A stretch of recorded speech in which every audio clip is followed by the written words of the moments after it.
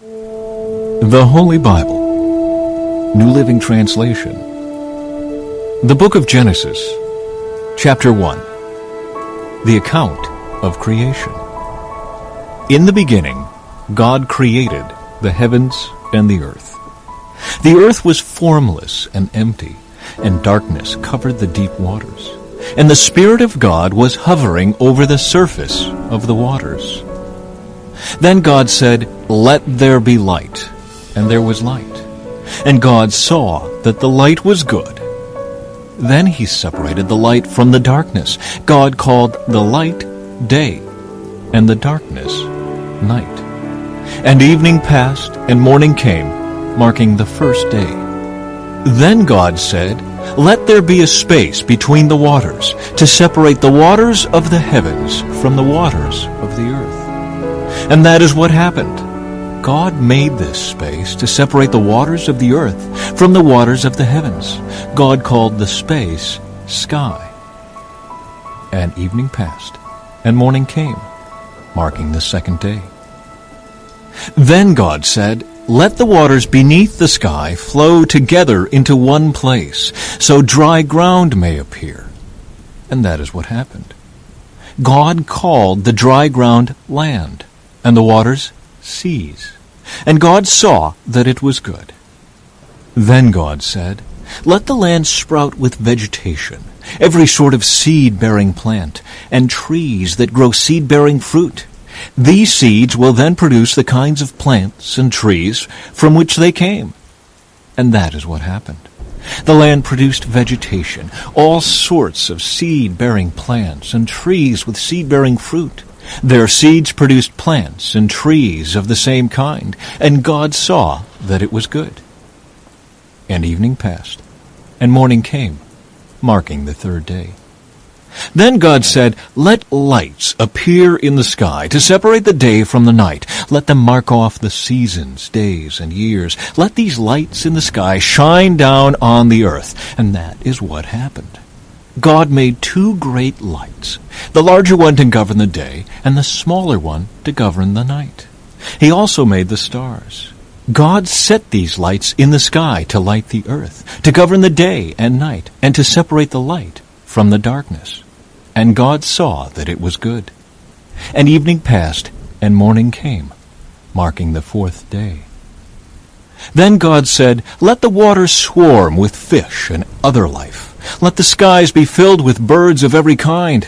So God created great sea creatures and every living thing that scurries and swarms in the water, and every sort of bird, each producing offspring of the same kind. And God saw that it was good.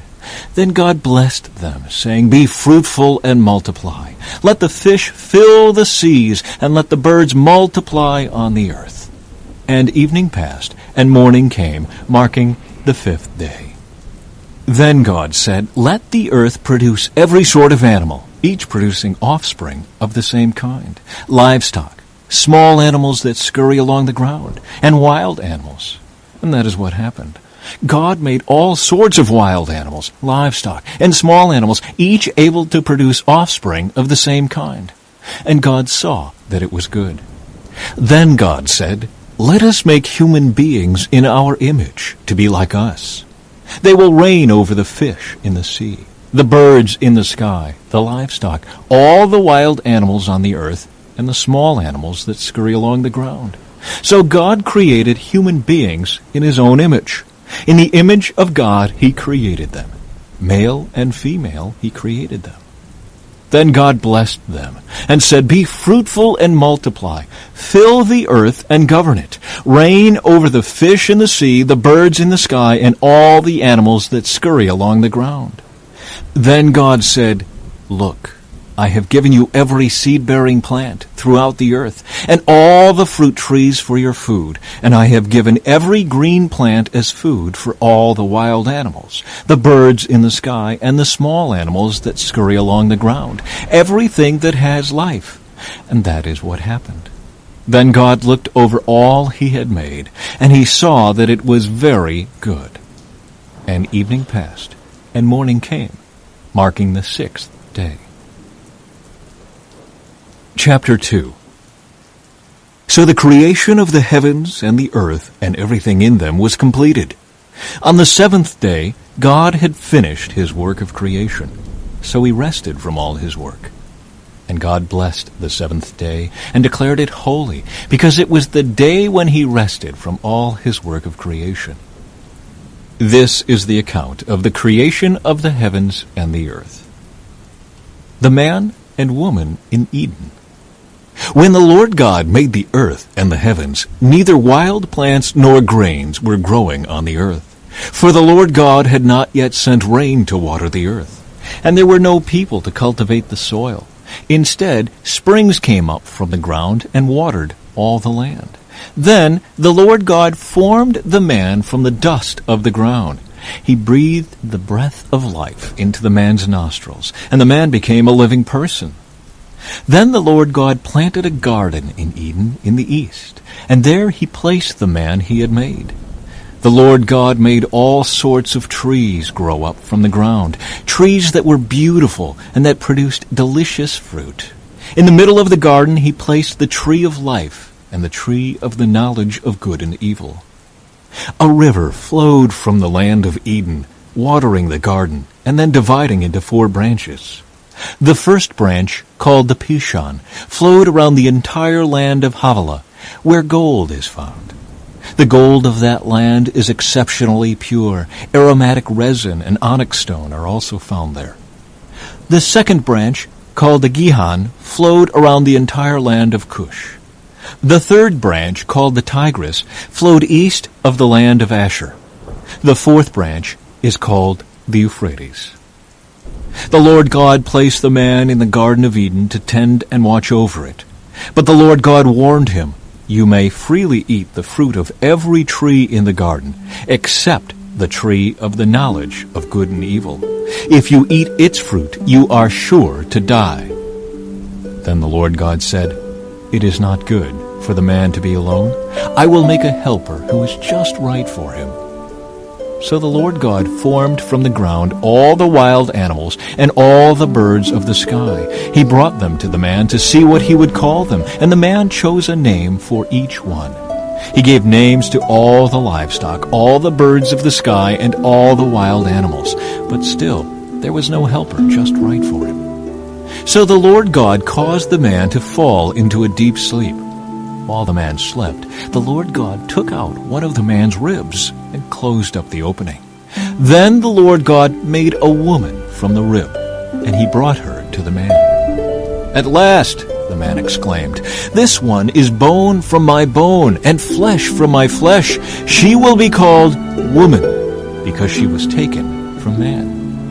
This explains why a man leaves his father and mother and is joined to his wife, and the two are united into one. Now the man and his wife were both naked, but they felt no shame.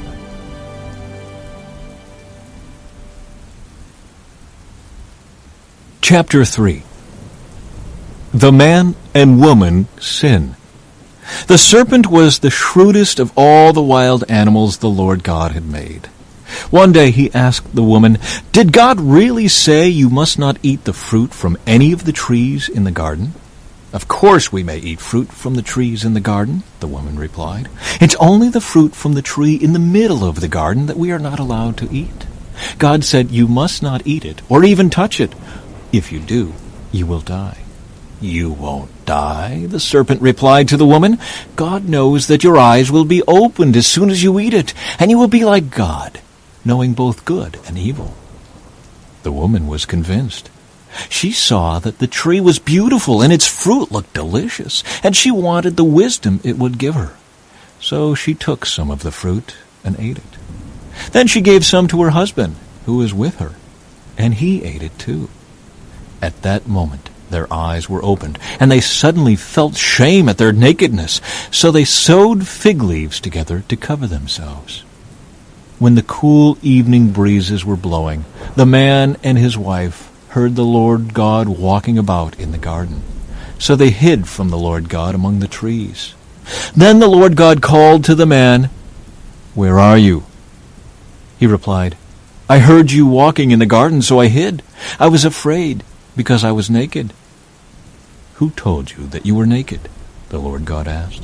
"Have you eaten from the tree whose fruit I commanded you not to eat?" The man replied, "It was the woman you gave me who gave me the fruit, and I ate it." Then the Lord God asked the woman, "What have you done?" "The serpent deceived me," she replied. "That's why I ate it." Then the Lord God said to the serpent, "Because you have done this, you are cursed more than all animals, domestic and wild. You will crawl on your belly, groveling in the dust as long as you live. And I will cause hostility between you and the woman, and between your offspring and her offspring. He will strike your head, and you will strike his heel." Then he said to the woman, "I will sharpen the pain of your pregnancy, and in pain you will give birth, and you will desire to control your husband, but he will rule over you." And to the man he said, "Since you listened to your wife and ate from the tree whose fruit I commanded you not to eat, the ground is cursed because of you. All your life you will struggle to scratch a living from it. It will grow thorns and thistles for you, though you will eat of its grains. By the sweat of your brow will you have food to eat until you return to the ground from which you were made. For you were made from dust, and to dust you will return." Paradise lost. God's judgment. Then the man, Adam, named his wife Eve, because she would be the mother of all who live. And the Lord God made clothing from animal skins for Adam and his wife. Then the Lord God said, "Look, the human beings have become like us, knowing both good and evil. What if they reach out, take fruit from the tree of life, and eat it? Then they will live forever." So the Lord God banished them from the Garden of Eden, and he sent Adam out to cultivate the ground from which he had been made. After sending them out, the Lord God stationed mighty cherubim to the east of the Garden of Eden, and he placed a flaming sword that flashed back and forth to guard the way to the tree of life. Chapter 4. Cain and Abel. Now Adam had sexual relations with his wife, Eve, and she became pregnant. When she gave birth to Cain, she said, "With the Lord's help, I have produced a man." Later she gave birth to his brother and named him Abel. When they grew up, Abel became a shepherd, while Cain cultivated the ground. When it was time for the harvest, Cain presented some of his crops as a gift to the Lord. Abel also brought a gift, the best of the firstborn lambs from his flock. The Lord accepted Abel and his gift, but he did not accept Cain and his gift. This made Cain very angry, and he looked dejected. "Why are you so angry?" the Lord asked Cain. "Why do you look so dejected? You will be accepted if you do what is right. But if you refuse to do what is right, then watch out. Sin is crouching at the door, eager to control you. But you must subdue it and be its master." One day Cain suggested to his brother, "Let's go out into the fields." And while they were in the field, Cain attacked his brother Abel and killed him. Afterward, the Lord asked Cain, "Where is your brother? Where is Abel?" "I don't know," Cain responded. "Am I my brother's guardian?" But the Lord said, "What have you done? Listen, your brother's blood cries out to me from the ground. Now you are cursed and banished from the ground, which has swallowed your brother's blood. No longer will the ground yield good crops for you, no matter how hard you work. From now on, you will be a homeless wanderer on the earth." Cain replied to the Lord, "My punishment is too great for me to bear. You have banished me from the land, and from your presence you have made me a homeless wanderer. Anyone who finds me will kill me." The Lord replied, "No, for I will give a sevenfold punishment to anyone who kills you." Then the Lord put a mark on Cain to warn anyone who might try to kill him. So Cain left the Lord's presence and settled in the land of Nod, east of Eden. The descendants of Cain. Cain had sexual relations with his wife, and she became pregnant and gave birth to Enoch. Then Cain founded a city, which he named Enoch after his son. Enoch had a son named Irad. Irad became the father of Mehujael. Mehujael became the father of Methushael. Methushael became the father of Lamech. Lamech married two women. The first was named Ada, and the second was Zillah. Ada gave birth to Jabal, who was the first of those who raise livestock and live in tents. His brother's name was Jubal, the first of all who play the harp and flute. Lamech's other wife, Zillah, gave birth to a son named Tubal-Cain. He became an expert in forging tools of bronze and iron. Tubal-Cain had a sister named Naamah. One day Lamech said to his wives, "Ada and Zillah, hear my voice. Listen to me, you wives of Lamech. I have killed a man who attacked me, a young man who wounded me. If someone who kills Cain is punished 7 times, then the one who kills me will be punished 77 times." The birth of Seth. Adam had sexual relations with his wife again, and she gave birth to another son. She named him Seth, for she said, "God has granted me another son in place of Abel, whom Cain killed."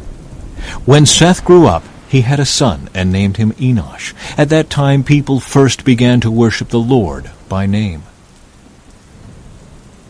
Chapter 5.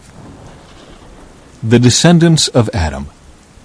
This is the written account of the descendants of Adam. When God created human beings, he made them to be like himself. He created them male and female, and he blessed them and called them human. When Adam was 130 years old, he became the father of a son who was just like him. In his very image, he named his son Seth. After the birth of Seth, Adam lived another 800 years, and he had other sons and daughters. Adam lived 930 years, and then he died. When Seth was 105 years old, he became the father of Enosh. After the birth of Enosh, Seth lived another 807 years, and he had other sons and daughters. Seth lived 912 years, and then he died. When Enosh was 90 years old, he became the father of Kenan. After the birth of Kenan, Enosh lived another 815 years, and he had other sons and daughters. Enosh lived 905 years, and then he died. When Kenan was 70 years old, he became the father of Mahalalel. After the birth of Mahalalel, Kenan lived another 840 years, and he had other sons and daughters. Kenan lived 910 years, and then he died. When Mahalalel was 65 years old, he became the father of Jared. After the birth of Jared, Mahalalel lived another 830 years, and he had other sons and daughters. Mahalalel lived 895 years, and then he died. When Jared was 162 years old, he became the father of Enoch. After the birth of Enoch, Jared lived another 800 years, and he had other sons and daughters. Jared lived 962 years, and then he died. When Enoch was 65 years old, he became the father of Methuselah. After the birth of Methuselah, Enoch lived in close fellowship with God for another 300 years, and he had other sons and daughters. Enoch lived 365 years, walking in close fellowship with God. Then one day, he disappeared, because God took him. When Methuselah was 187 years old, he became the father of Lamech. After the birth of Lamech, Methuselah lived another 782 years, and he had other sons and daughters. Methuselah lived 969 years, and then he died. When Lamech was 182 years old, he became the father of a son. Lamech named his son Noah, for he said, "May he bring us relief from our work and the painful labor of farming this ground that the Lord has cursed." After the birth of Noah, Lamech lived another 595 years, and he had other sons and daughters. Lamech lived 777 years, and then he died. By the time Noah was 500 years old, he was the father of Shem, Ham, and Japheth.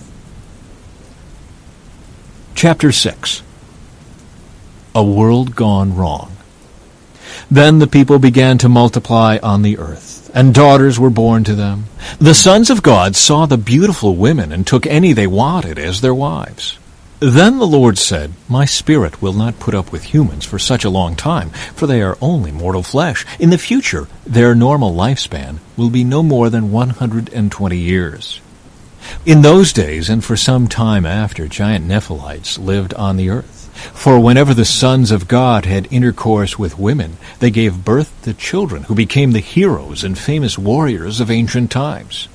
The Lord observed the extent of human wickedness on the earth, and he saw that everything they thought or imagined was consistently and totally evil.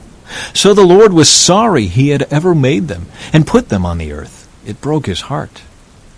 And the Lord said, I will wipe this human race I have created from the face of the earth. Yes, and I will destroy every living thing, all the people, the large animals, the small animals that scurry along the ground, and even the birds of the sky. I am sorry I ever made them. But Noah found favor with the Lord. The story of Noah. This is the account of Noah and his family. Noah was a righteous man, the only blameless person living on earth at the time, and he walked in close fellowship with God. Noah was the father of 3 sons, Shem, Ham, and Japheth. Now God saw that the earth had become corrupt and was filled with violence. God observed all this corruption in the world, for everyone on earth was corrupt.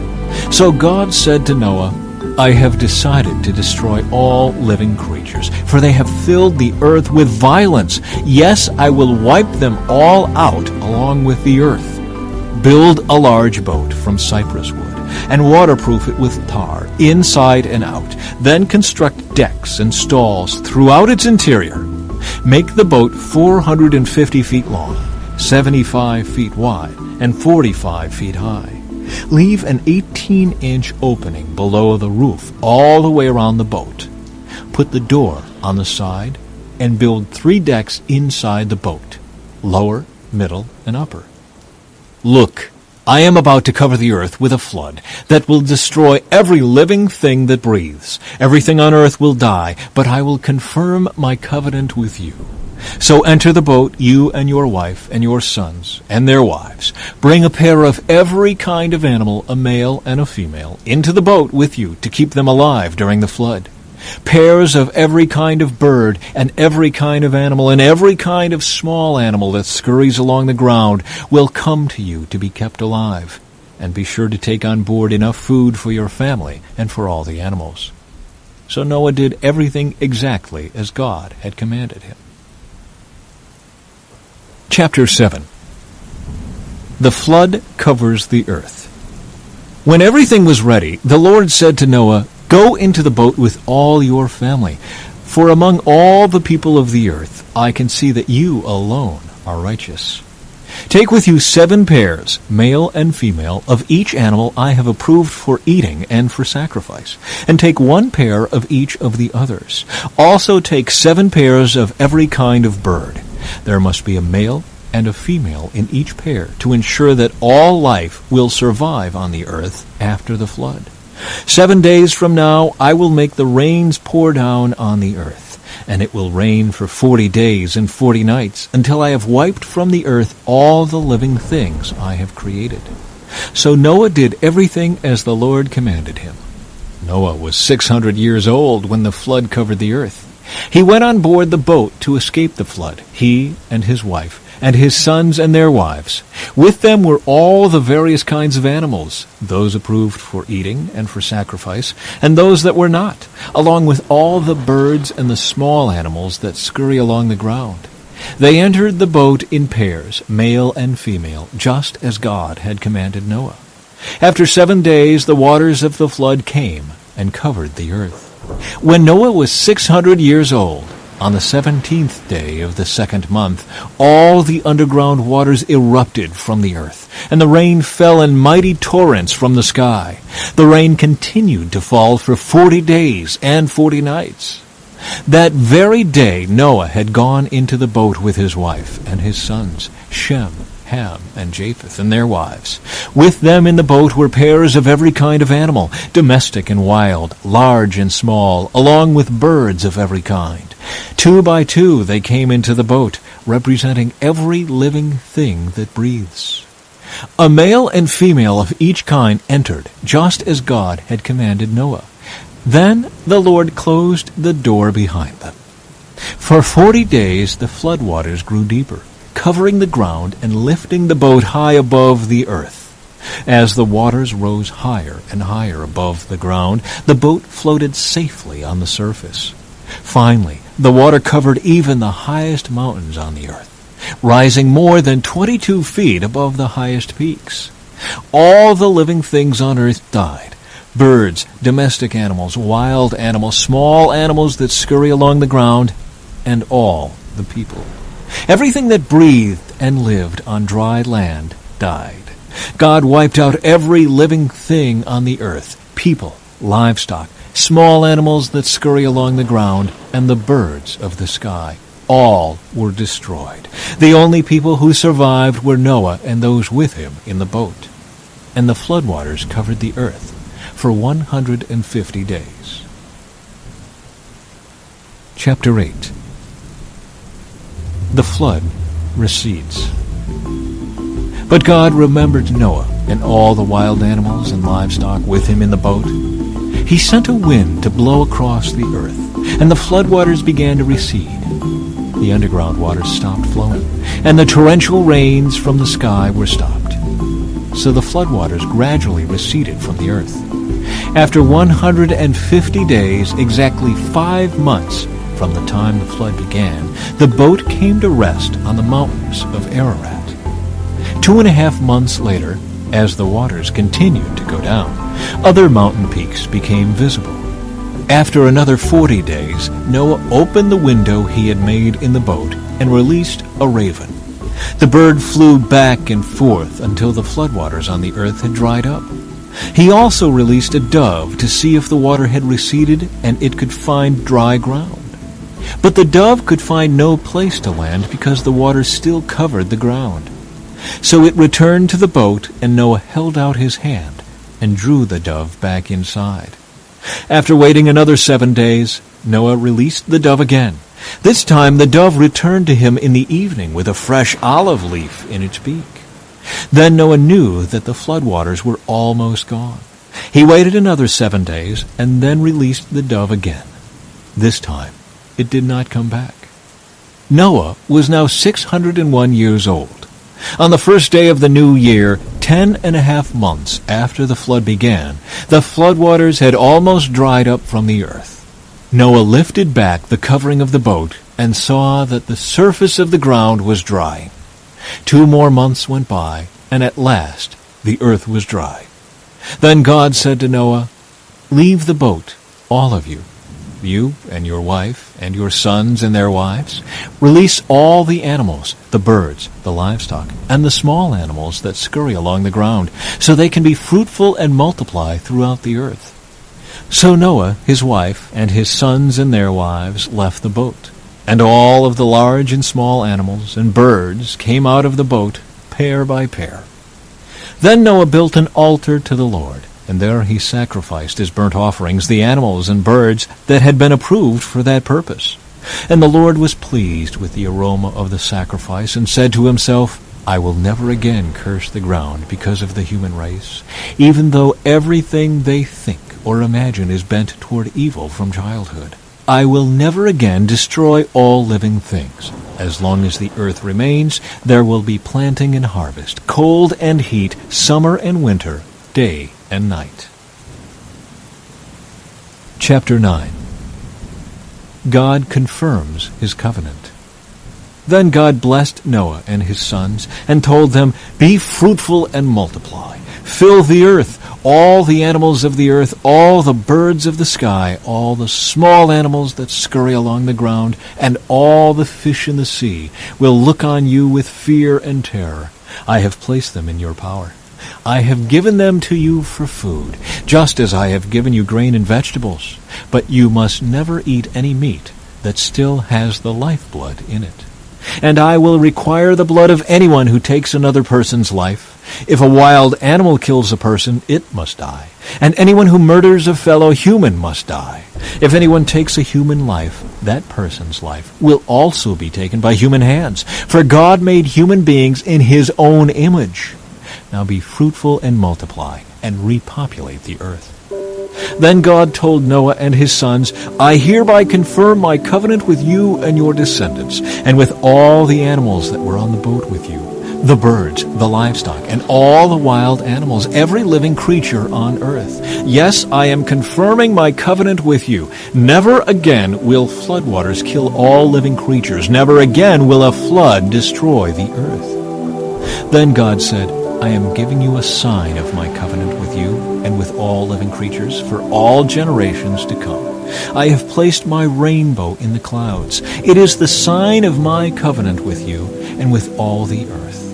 When I send clouds over the earth, the rainbow will appear in the clouds, and I will remember my covenant with you and with all living creatures. Never again will the floodwaters destroy all life. When I see the rainbow in the clouds, I will remember the eternal covenant between God and every living creature on earth. Then God said to Noah, yes, this rainbow is the sign of the covenant I am confirming with all the creatures on earth. Noah's sons. The sons of Noah who came out of the boat with their father were Shem, Ham, and Japheth. Ham is the father of Canaan. From these three sons of Noah came all the people who now populate the earth. After the flood, Noah began to cultivate the ground, and he planted a vineyard. One day he drank some wine he had made, and he became drunk and lay naked inside his tent. Ham, the father of Canaan, saw that his father was naked and went outside and told his brothers. Then Shem and Japheth took a robe, held it over their shoulders, and backed into the tent to cover their father. As they did this, they looked the other way so they would not see him naked. When Noah woke up from his stupor, he learned what Ham, his youngest son, had done. Then he cursed Canaan, the son of Ham. May Canaan be cursed. May he be the lowest of servants to his relatives. Then Noah said, May the Lord, the God of Shem, be blessed, and may Canaan be his servant. May God expand the territory of Japheth. May Japheth share the prosperity of Shem, and may Canaan be his servant. Noah lived another 350 years after the great flood. He lived 950 years, and then he died. Chapter 10. This is the account of the families of Shem, Ham, and Japheth, the three sons of Noah. Many children were born to them after the great flood. Descendants of Japheth. The descendants of Japheth were Gomer, Magog, Madai, Javan, Tubal, Meshech, and Tiras. The descendants of Gomer were Ashkenaz, Rippeth, and Togarmah. The descendants of Javan were Elisha, Tarshish, Kittim, and Rodanim. Their descendants became the seafaring peoples that spread out to various lands, each identified by its own language, clan, and national identity. Descendants of Ham. The descendants of Ham were Cush, Mizraim, Put, and Canaan. The descendants of Cush were Seba, Havilah, Sabta, Raimah, and Sabtika. The descendants of Raimah were Sheba and Dedan. Cush was also the ancestor of Nimrod, who was the first heroic warrior on earth. Since he was the greatest hunter in the world, his name became proverbial. People would say, "This man is like Nimrod, the greatest hunter in the world. He built his kingdom in the land of Babylonia, with the cities of Babylon, Erech, Akkad, and Calneh. From there he expanded his territory to Assyria, building the cities of Nineveh, Rehoboth-ir, Calah, and Rezin, the great city located between Nineveh and Calah. Mizraim was the ancestor of the Ludites, Anamites, Lehabites, Naphtalites, Pathrusites, Casluhites, and the Caphtorites, from whom the Philistines came. Canaan's oldest son was Sidon, the ancestor of the Sidonians. Canaan was also the ancestor of the Hittites, Jebusites, Amorites, Girgashites, Hivites, Archites, Sinites, Arvadites, Zamarites, and Hamathites. The Canaanite clans eventually spread out, and the territory of Canaan extended from Sidon in the north to Gerar and Gaza in the south, and east as far as Sodom, Gomorrah, Admah, and Zeboim near Lasha. These were the descendants of Ham, identified by clan, language, territory, and national identity. Descendants of Shem. Sons were also born to Shem, the older brother of Japheth. Shem was the ancestor of all the descendants of Eber. The descendants of Shem were Elam, Asher, Arphaxad, Lud, and Aram. The descendants of Aram were Uz, Hul, Gether, and Mash. Arphaxad was the father of Shelah, and Shelah was the father of Eber. Eber had 2 sons. The first was named Peleg, which means division, for during his lifetime the people of the world were divided into different language groups. His brother's name was Joktan. Joktan was the ancestor of Almodad, Sheleph, Hazarmaveth, Jura, Hadoram, Uzal, Dikla, Obal, Abimael, Sheba, Ophir, Havilah, and Jobab. All these were descendants of Joktan. The territory they occupied extended from Misha all the way to Sephir in the eastern mountains. These were the descendants of Shem, identified by clan, language, territory, and national identity. Conclusion. These are the clans that descended from Noah's sons, arranged by nation according to their lines of descent. All the nations of the earth descended from these clans after the great flood. Chapter 11. The Tower of Babel. At one time, all the people of the world spoke the same language and used the same words. As the people migrated to the east, they found a plain in the land of Babylonia and settled there. They began saying to each other, "Let's make bricks and harden them with fire." In this region, bricks were used instead of stone, and tar was used for mortar. Then they said, "Come, let's build a great city for ourselves, with a tower that reaches into the sky. This will make us famous and keep us from being scattered all over the world." But the Lord came down to look at the city and the tower the people were building. "Look," he said, "the people are united, and they all speak the same language. After this, nothing they set out to do will be impossible for them. Come, let's go down and confuse the people with different languages. Then they won't be able to understand each other." In that way, the Lord scattered them all over the world, and they stopped building the city. That is why the city was called Babel, because that is where the Lord confused the people with different languages.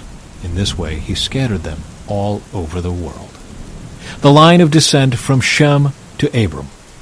This is the account of Shem's family. 2 years after the great flood, when Shem was 100 years old, he became the father of Arphaxad. After the birth of Arphaxad, Shem lived another 500 years and had other sons and daughters. When Arphaxad was 35 years old, he became the father of Shelah. After the birth of Shelah, Arphaxad lived another 403 years and had other sons and daughters. When Shelah was 30 years old, he became the father of Eber. After the birth of Eber, Shelah lived another 403 years and had other sons and daughters. When Eber was 34 years old, he became the father of Peleg. After the birth of Peleg, Eber lived another 430 years and had other sons and daughters. When Peleg was 30 years old, he became the father of Reu. After the birth of Reu, Peleg lived another 209 years and had other sons and daughters. When Reu was 32 years old, he became the father of Serug. After the birth of Serug, Reu lived another 207 years and had other sons and daughters. When Serug was 30 years old, he became the father of Nahor. After the birth of Nahor, Serug lived another 200 years and had other sons and daughters. When Nahor was 29 years old, he became the father of Terah.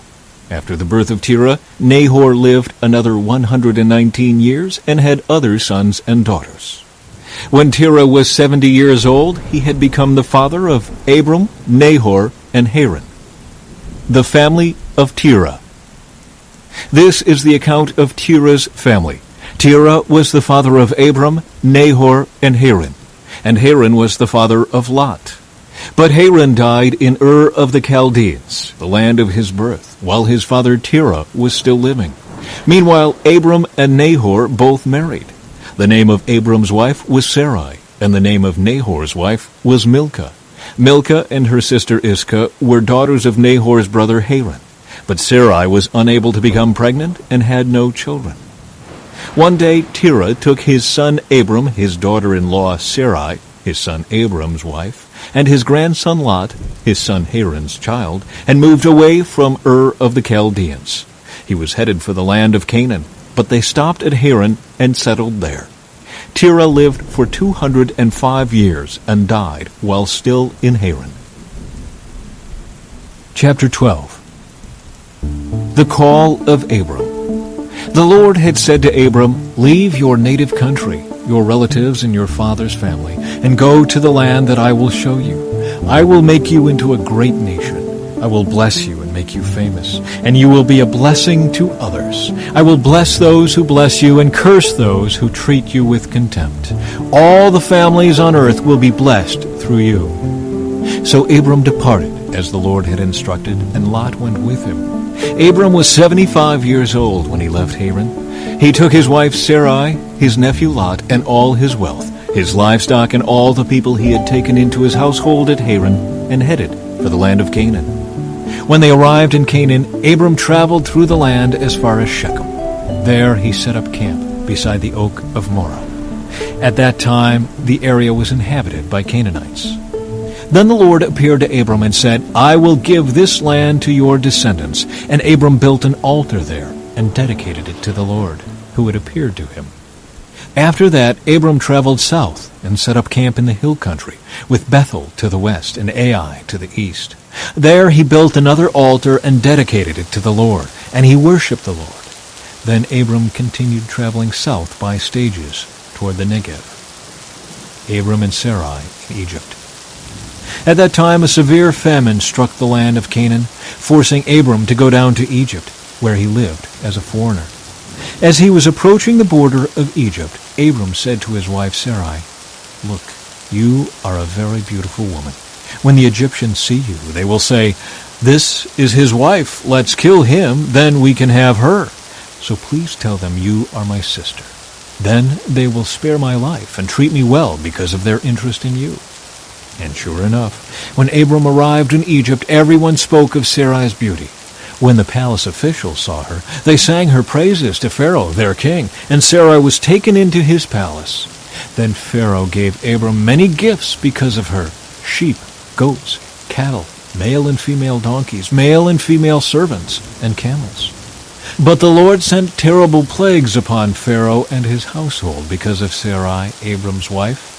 So Pharaoh summoned Abram and accused him sharply. "What have you done to me?" he demanded. "Why didn't you tell me she was your wife? Why did you say she is my sister and allow me to take her as my wife?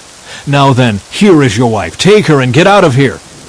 Pharaoh ordered some of his men to escort them, and he sent Abram out of the country along with his wife and all his possessions. Chapter 13. Abram and Lot separate. So Abram left Egypt and traveled north into the Negev, along with his wife and Lot and all that they owned.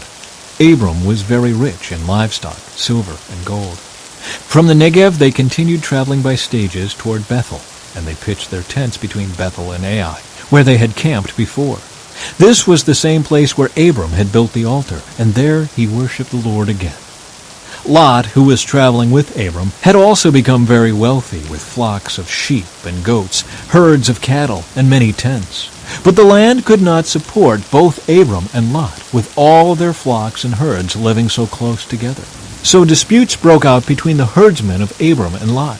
At that time, Canaanites and Perizzites were also living in the land. Finally, Abram said to Lot, "Let's not allow this conflict to come between us or our herdsmen. After all, we are close relatives.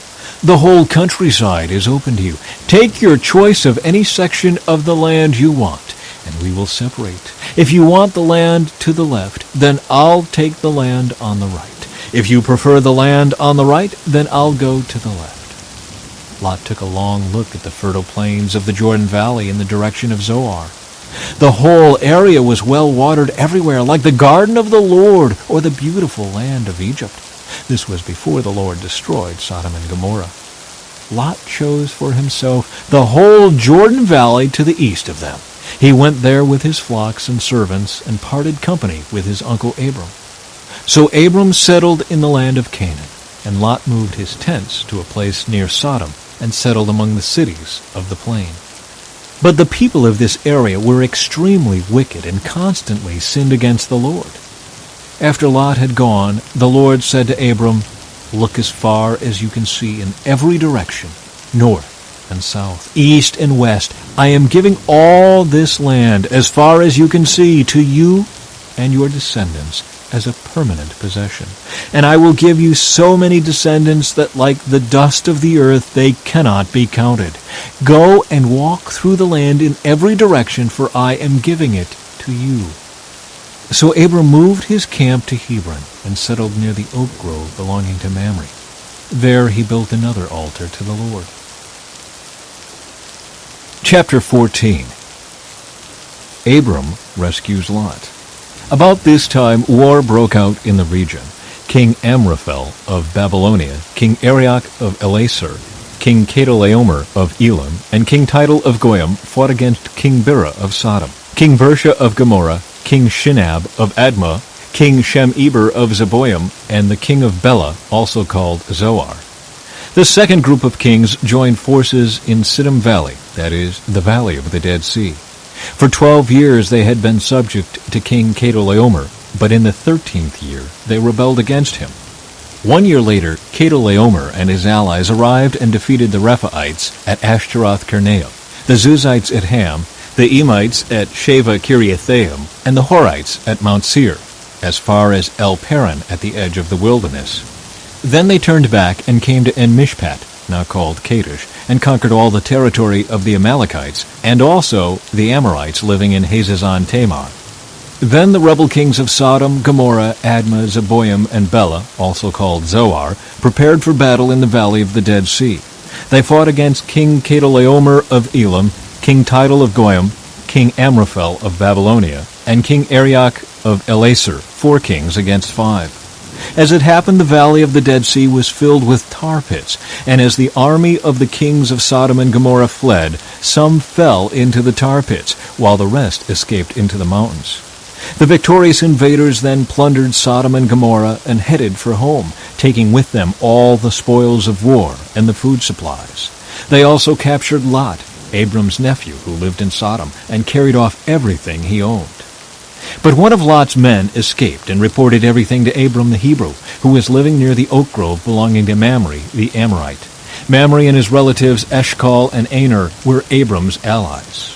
When Abram heard that his nephew Lot had been captured, he mobilized the 318 trained men who had been born into his household. Then he pursued Chedorlaomer's army until he caught up with them at Dan. There he divided his men and attacked during the night. Chedorlaomer's army fled, but Abram chased them as far as Hobah, north of Damascus.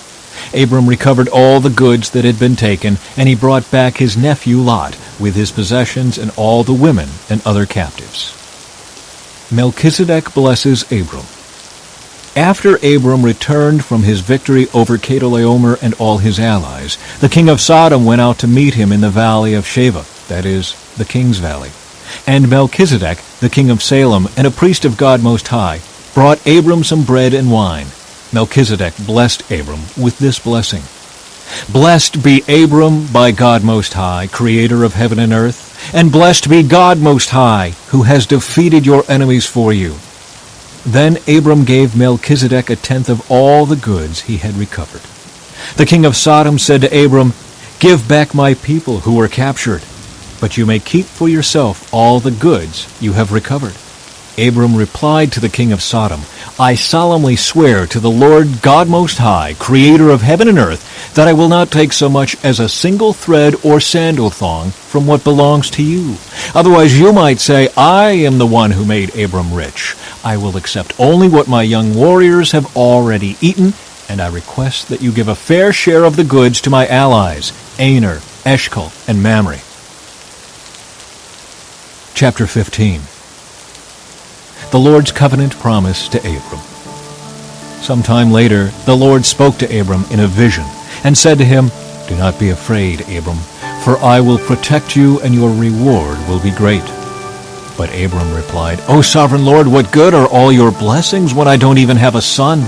Since you've given me no children, Eliezer of Damascus, a servant in my household, will inherit all my wealth. You have given me no descendants of my own, so one of my servants will be my heir." Then the Lord said to him, "No, your servant will not be your heir, for you will have a son of your own who will be your heir." Then the Lord took Abram outside and said to him, "Look up into the sky and count the stars, if you can. That's how many descendants you will have." Abram believed the Lord, and the Lord counted him as righteous because of his faith. Then the Lord told him, I am the Lord who brought you out of Ur of the Chaldeans, to give you this land as your possession. But Abram replied, O sovereign Lord, how can I be sure that I will actually possess it? The Lord told him, Bring me a 3-year-old heifer, a 3-year-old female goat, a 3-year-old ram, a turtle dove, and a young pigeon. So Abram presented all these to him and killed them. Then he cut each animal down the middle and laid the halves side by side. He did not, however, cut the birds in half. Some vultures swooped down to eat the carcasses, but Abram chased them away. As the sun was going down, Abram fell into a deep sleep, and a terrifying darkness came down over him. Then the Lord said to Abram, You can be sure that your descendants will be strangers in a foreign land, where they will be oppressed as slaves for 400 years, but I will punish the nation that enslaves them, and in the end they will come away with great wealth. As for you, you will die in peace and be buried at a ripe old age. After 4 generations your descendants will return here to this land, for the sins of the Amorites do not yet warrant their destruction. After the sun went down and darkness fell, Abram saw a smoking firepot and a flaming torch pass between the halves of the carcasses. So the Lord made a covenant with Abram that day and said, I have given this land to your descendants all the way from the border of Egypt to the great Euphrates River, the land now occupied by the Kenites, Kenizzites, Cadmonites, Hittites, Perizzites, Rephaites, Amorites, Canaanites, Girgashites, and Jebusites. Chapter 16. The birth of Ishmael. Now Sarai, Abram's wife, had not been able to bear children for him, but she had an Egyptian servant named Hagar. So Sarai said to Abram, The Lord has prevented me from having children. Go and sleep with my servant. Perhaps I can have children through her. And Abram agreed with Sarai's proposal. So Sarai, Abram's wife, took Hagar the Egyptian servant and gave her to Abram as a wife. This happened 10 years after Abram had settled in the land of Canaan. So Abram had sexual relations with Hagar, and she became pregnant. But when Hagar knew she was pregnant, she began to treat her mistress, Sarai, with contempt. Then Sarai said to Abram, This is all your fault. I put my servant into your arms, but now that she is pregnant, she treats me with contempt. The Lord will show who's wrong, you or me. Abram replied, Look, she is your servant, so deal with her as you see fit. Then Sarai treated Hagar so harshly that she finally ran away. The angel of the Lord found Hagar beside a spring of water in the wilderness, along the road to Shur. The angel said to her, Hagar, Sarai's servant, Where have you come from, and where are you going? I'm running away from my mistress Sarai, she replied. The angel of the Lord said to her, Return to your mistress, and submit to her authority. Then he added, I will give you more descendants than you can count. And the angel also said, You are now pregnant, and will give birth to a son. You are to name him Ishmael, which means God hears. For the Lord has heard your cry of distress. This son of yours will be a wild man, as untamed as a wild donkey. He will raise his fist against everyone, and everyone will be against him. Yes, he will live in open hostility against all his relatives. Thereafter, Hagar used another name to refer to the Lord who had spoken to her. She said, You are the God who sees me. She also said, Have I truly seen the one who sees me? So that well was named Ber-Lahairoi, which means well of the living one who sees me. It can still be found between Kadesh and Bered. So Hagar gave Abram a son, and Abram named him Ishmael. Abram was 86 years old when Ishmael was born. Chapter 17. Abram is named Abraham. When Abram was 99 years old, the Lord appeared to him and said, I am El Shaddai, God Almighty. Serve me faithfully and live a blameless life. I will make a covenant with you, by which I will guarantee to give you countless descendants. At this, Abram fell face down on the ground. Then God said to him, "This is my covenant with you. I will make you the father of a multitude of nations. What's more, I am changing your name. It will no longer be Abram. Instead, you will be called Abraham, for you will be the father of many nations. I will make you extremely fruitful. Your descendants will become many nations, and kings will be among them. I will confirm my covenant with you and your descendants after you, from generation to generation. This is the everlasting covenant. I will always be your God, and the God of your descendants after you. And I will give the entire land of Canaan, where you now live as a foreigner, to you and your descendants. It will be their possession forever, and I will be their God." The mark of the covenant. Then God said to Abraham, "Your responsibility is to obey the terms of the covenant. You and all your descendants have this continual responsibility. This is the covenant that you and your descendants must keep. Each male among you must be circumcised. You must cut off the flesh of your foreskin as a sign of the covenant between me and you. From generation to generation, every male child must be circumcised on the 8th day after his birth. This applies not only to members of your family, but also to the servants born in your household and the foreign-born servants whom you have purchased. All must be circumcised. Your bodies will bear the mark of my everlasting covenant. Any male who fails to be circumcised will be cut off from the covenant family for breaking the covenant." Sarai is named Sarah. Then God said to Abraham, "Regarding Sarai, your wife, her name will no longer be Sarai. From now on, her name will be Sarah. And I will bless her, and give you a son from her. Yes, I will bless her richly, and she will become the mother of many nations. Kings of nations will be among her descendants." Then Abraham bowed down to the ground, but he laughed to himself in disbelief. "How could I become a father at the age of 100, he thought. "And how can Sarah have a baby when she is 90 years old?" So Abraham said to God, "May Ishmael live under your special blessing." But God replied, "No, Sarah, your wife, will give birth to a son for you. You will name him Isaac, and I will confirm my covenant with him and his descendants as an everlasting covenant. As for Ishmael, I will bless him also, just as you have asked. I will make him extremely fruitful and multiply his descendants. He will become the father of 12 princes, and I will make him a great nation. But my covenant will be confirmed with Isaac, who will be born to you and Sarah about this time next year." When God had finished speaking, he left Abraham. On that very day, Abraham took his son Ishmael and every male in his household, including those born there and those he had bought. Then he circumcised them, cutting off their foreskins, just as God had told him. Abraham was 99 years old when he was circumcised, and Ishmael his son was 13.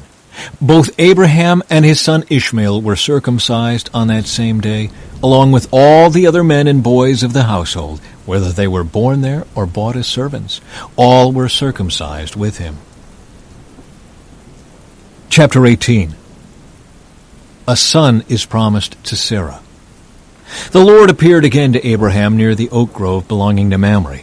One day Abraham was sitting at the entrance to his tent during the hottest part of the day. He looked up and noticed 3 men standing nearby.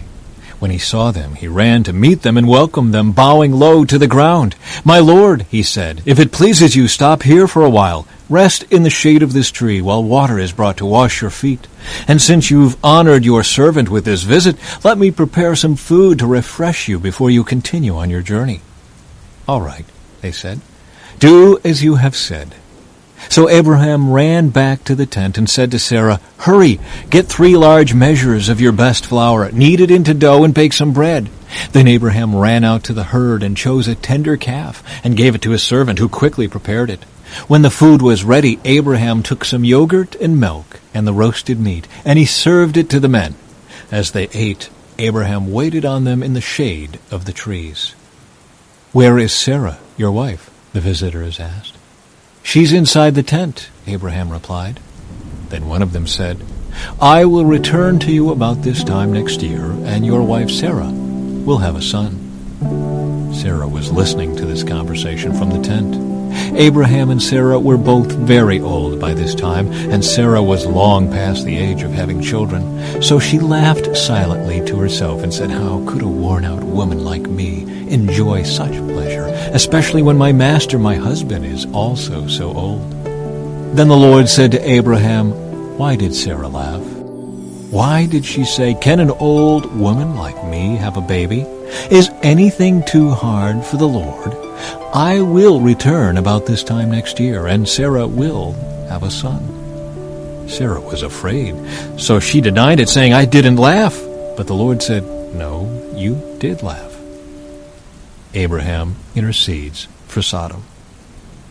Then the men got up from their meal and looked out toward Sodom. As they left, Abraham went with them to send them on their way. "Should I hide my plan from Abraham?" the Lord asked. "For Abraham will certainly become a great and mighty nation, and all the nations of the earth will be blessed through him. I have singled him out so that he will direct his sons and their families to keep the way of the Lord by doing what is right and just. Then I will do for Abraham all that I have promised." So the Lord told Abraham, "I have heard a great outcry from Sodom and Gomorrah, because their sin is so flagrant. I am going down to see if their actions are as wicked as I have heard. If not, I want to know." The other men turned and headed toward Sodom, but the Lord remained with Abraham. Abraham approached him and said, "Will you sweep away both the righteous and the wicked? Suppose you find 50 righteous people living there in the city. Will you still sweep it away and not spare it for their sakes? Surely you wouldn't do such a thing, destroying the righteous along with the wicked. Why, you would be treating the righteous and the wicked exactly the same. Surely you wouldn't do that. Should not the judge of all the earth do what is right?"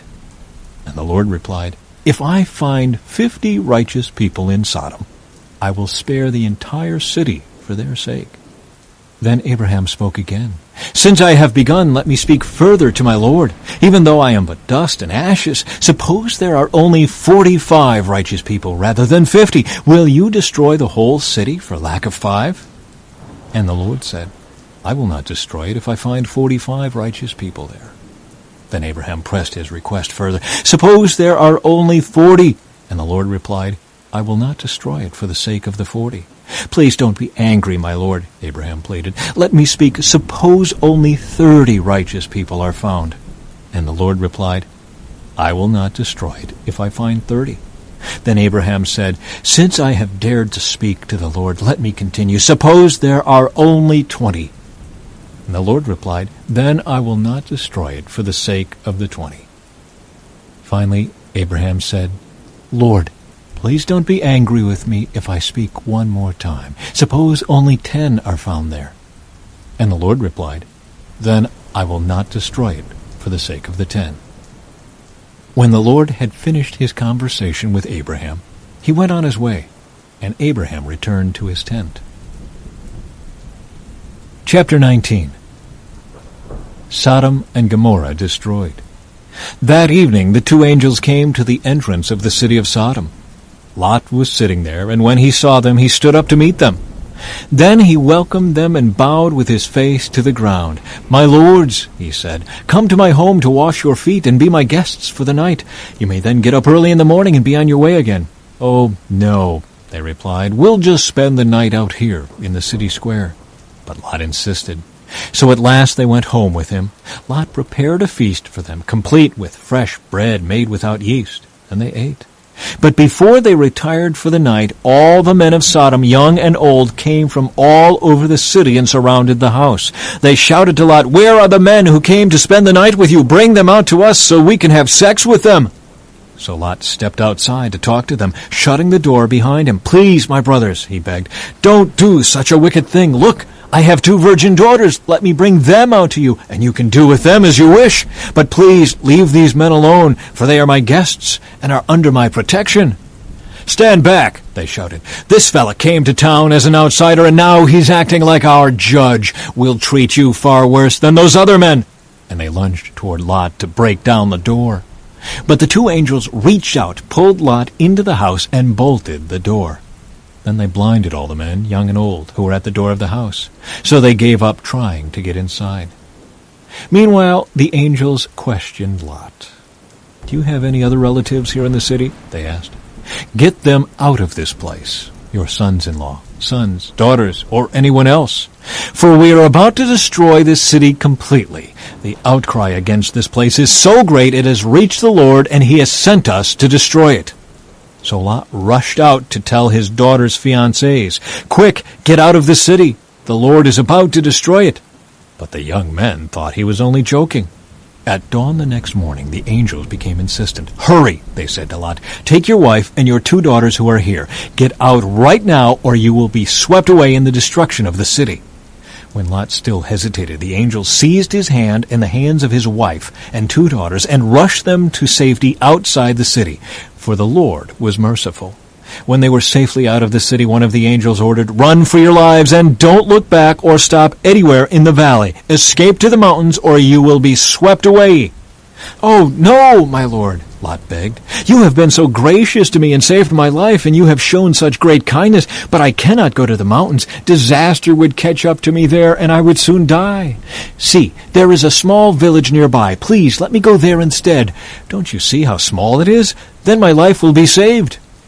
"All right," the angel said. "I will grant your request. I will not destroy the little village. But hurry, escape to it, for I can do nothing until you arrive there." This explains why that village was known as Zoar, which means little place. Lot reached the village just as the sun was rising over the horizon. Then the Lord rained down fire and burning sulfur from the sky on Sodom and Gomorrah. He utterly destroyed them, along with the other cities and villages of the plain, wiping out all the people and every bit of vegetation. But Lot's wife looked back as she was following behind him, and she turned into a pillar of salt. Abraham got up early that morning and hurried out to the place where he had stood in the Lord's presence. He looked out across the plain toward Sodom and Gomorrah and watched as columns of smoke rose from the cities like smoke from a furnace. But God had listened to Abraham's request and kept Lot safe, removing him from the disaster that engulfed the cities on the plain. Lot and his daughters. Afterward, Lot left Zoar because he was afraid of the people there, and he went to live in a cave in the mountains with his 2 daughters. One day, the older daughter said to her sister, "There are no men left anywhere in this entire area, so we can't get married like everyone else, and our father will soon be too old to have children. Come, let's get him drunk with wine, and then we will have sex with him. That way we will preserve our family line through our father." So that night, they got him drunk with wine, and the older daughter went in and had intercourse with her father. He was unaware of her lying down or getting up again. The next morning, the older daughter said to her younger sister, "I had sex with our father last night. Let's get him drunk with wine again tonight, and you go in and have sex with him. That way we will preserve our family line through our father." So that night they got him drunk with wine again, and the younger daughter went in and had intercourse with him. As before, he was unaware of her lying down or getting up again. As a result, both of Lot's daughters became pregnant by their own father. When the older daughter gave birth to a son, she named him Moab. He became the ancestor of the nation now known as the Moabites. When the younger daughter gave birth to a son, she named him Ben-Ami. He became the ancestor of the nation now known as the Ammonites. Chapter 20. Abraham deceives Abimelech. Abraham moved south to the Negev and lived for a while between Kadesh and Shur, and then he moved on to Gerar. While living there as a foreigner, Abraham introduced his wife Sarah by saying, "She is my sister." So King Abimelech of Gerar sent for Sarah and had her brought to him at his palace. But that night God came to Abimelech in a dream and told him, "You are a dead man, for that woman you have taken is already married." But Abimelech had not slept with her yet. So he said, "Lord, will you destroy an innocent nation? Didn't Abraham tell me she is my sister?" And she herself said, "Yes, he is my brother. I acted in complete innocence. My hands are clean." In the dream, God responded, "Yes, I know you are innocent. That's why I kept you from sinning against me and why I did not let you touch her. Now return the woman to her husband, and he will pray for you. for he is a prophet. Then you will live. But if you don't return her to him, you can be sure that you and all your people will die." Abimelech got up early the next morning and quickly called all his servants together. When he told them what had happened, his men were terrified. Then Abimelech called for Abraham. "What have you done to us?" he demanded. "What crime have I committed that deserves treatment like this, making me and my kingdom guilty of this great sin? No one should ever do what you have done. Whatever possessed you to do such a thing?" Abraham replied, "I thought, this is a godless place. They will want my wife and will kill me to get her. And she really is my sister, for we both have the same father, but different mothers. And I married her. When God called me to leave my father's home and to travel from place to place, I told her, 'Do me a favor. Wherever we go, tell the people that I am your brother.'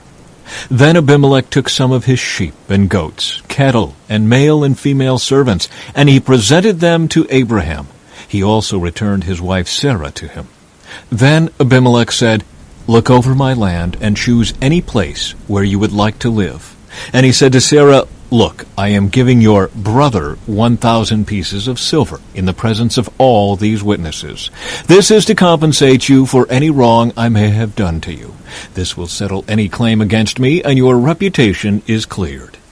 Then Abraham prayed to God, and God healed Abimelech, his wife, and his female servants, so they could have children. For the Lord had caused all the women to be infertile because of what happened with Abraham's wife Sarah. Chapter 21. The birth of Isaac. The Lord kept his word and did for Sarah exactly what he had promised. She became pregnant, and she gave birth to a son for Abraham in his old age. This happened at just the time God had said it would. And Abraham named their son Isaac. 8 days after Isaac was born, Abraham circumcised him as God had commanded. Abraham was 100 years old when Isaac was born. And Sarah declared, "God has brought me laughter. All who hear about this will laugh with me. Who would have said to Abraham that Sarah would nurse a baby? Yet I have given Abraham a son in his old age." Hagar and Ishmael are sent away. When Isaac grew up and was about to be weaned, Abraham prepared a huge feast to celebrate the occasion. But Sarah saw Ishmael, the son of Abraham, and her Egyptian servant Hagar making fun of her son Isaac. So she turned to Abraham and demanded, "Get rid of that slave woman and her son. He is not going to share the inheritance with my son Isaac. I won't have it." This upset Abraham very much, because Ishmael was his son. But God told Abraham, "Do not be upset over the boy and your servant. Do whatever Sarah tells you, for Isaac is the son through whom your descendants will be counted. But I will also make a nation of the descendants of Hagar's son, because he is your son too." So Abraham got up early the next morning, prepared food and a container of water, and strapped them on Hagar's shoulders. Then he sent her away with their son, and she wandered aimlessly in the wilderness of Beersheba. When the water was gone, she put the boy in the shade of a bush. Then she went and sat down by herself about 100 yards away. "I don't want to watch the boy die," she said, as she burst into tears. But God heard the boy crying, and the angel of God called to Hagar from heaven, "Hagar, what's wrong? Do not be afraid. God has heard the boy crying as he lies there. Go to him and comfort him, for I will make a great nation from his descendants." Then God opened Hagar's eyes, and she saw a well full of water. She quickly filled her water container and gave the boy a drink. And God was with the boy as he grew up in the wilderness. He became a skillful archer, and he settled in the wilderness of Paran. His mother arranged for him to marry a woman from the land of Egypt. Abraham's covenant with Abimelech. About this time, Abimelech came with Phicol, his army commander, to visit Abraham. "God is obviously with you, helping you in everything you do," Abimelech said. "Swear to me in God's name that you will never deceive me, my children, or any of my descendants. I have been loyal to you, so now swear that you will be loyal to me and to this country where you are living as a foreigner." Abraham replied, "Yes, I swear to it." Then Abraham complained to Abimelech about a well that Abimelech's servants had taken by force from Abraham's servants. "This is the first I've heard of it," Abimelech answered. "I have no idea who is responsible. You have never complained about this before." Abraham then gave some of his sheep, goats, and cattle to Abimelech, and they made a treaty.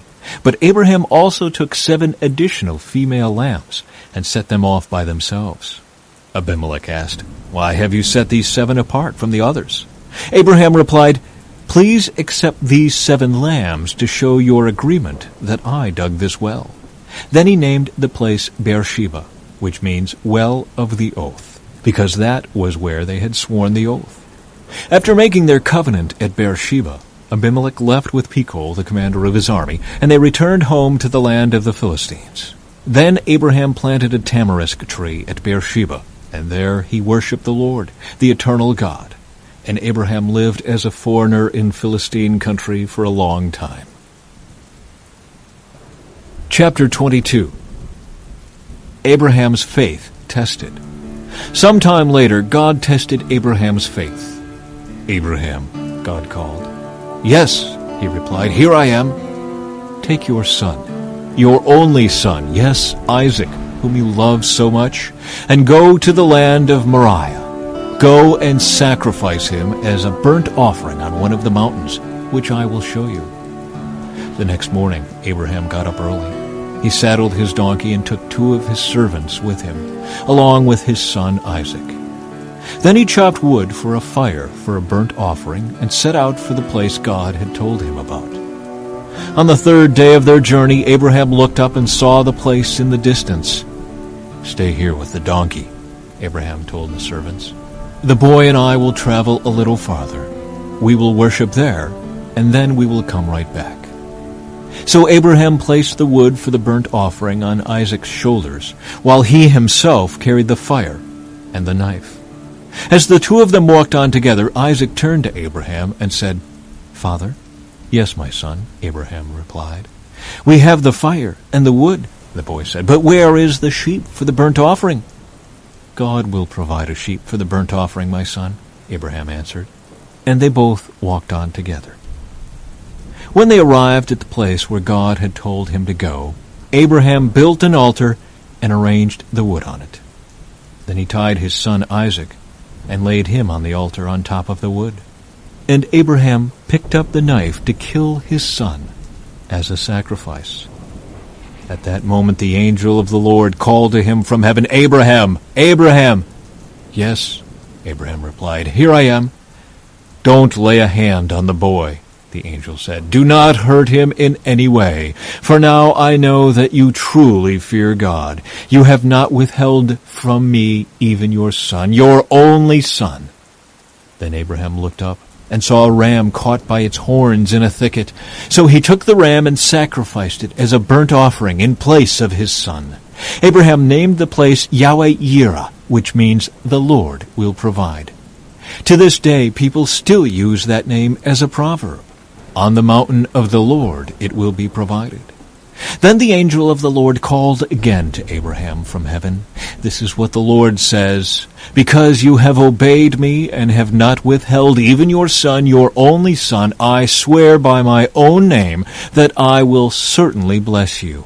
I will multiply your descendants beyond number, like the stars in the sky and the sand on the seashore. Your descendants will conquer the cities of their enemies, and through your descendants all the nations of the earth will be blessed, all because you have obeyed me." Then they returned to the servants and traveled back to Beersheba, where Abraham continued to live. Soon after this, Abraham heard that Milcah, his brother Nahor's wife, had borne Nahor 8 sons. The oldest was named Uz. The next oldest was Buz, followed by Kemuel, the ancestor of the Arameans, Kezid, Hazo, Pildash, Jidlaph, and Bethuel. Bethuel became the father of Rebekah. In addition to these 8 sons from Milcah, Nahor had 4 other children from his concubine Reumah. Their names were Tebah, Gaham, Tahash, and Maacah. Chapter 23. The burial of Sarah. When Sarah was 127 years old, she died at Kiriath Arba. now called Hebron, in the land of Canaan. There Abraham mourned and wept for her. Then, leaving her body, he said to the Hittite elders, "Here I am, a stranger and a foreigner among you. Please sell me a piece of land so I can give my wife a proper burial." The Hittites replied to Abraham, "Listen, my lord, you are an honored prince among us. Choose the finest of our tombs and bury her there. No one here will refuse to help you in this way." Then Abraham bowed low before the Hittites and said, "Since you are willing to help me in this way, be so kind as to ask Ephron, son of Zohar, to let me buy his cave at Machpelah, down at the end of his field. I will pay the full price in the presence of witnesses, so I will have a permanent burial place for my family." Ephron was sitting there among the others, and he answered Abraham as the others listened, speaking publicly before all the Hittite elders of the town. "No, my lord," he said to Abraham, "please listen to me. I will give you the field and the cave. Here in the presence of my people I give it to you. Go and bury your dead." Abraham again bowed low before the citizens of the land, and he replied to Ephron as everyone listened, "No, listen to me. I will buy it from you. Let me pay the full price for the field so I can bury my dead there." Ephron answered Abraham, "My lord, please listen to me. The land is worth 400 pieces of silver. But what is that between friends? Go ahead and bury your dead." So Abraham agreed to Ephron's price and paid the amount he had suggested, 400 pieces of silver, weighed according to the market standard. The Hittite elders witnessed the transaction. So Abraham bought the plot of land belonging to Ephron at Machpelah near Mamre. This included the field itself, the cave that was in it, and all the surrounding trees. It was transferred to Abraham as his permanent possession in the presence of the Hittite elders at the city gate.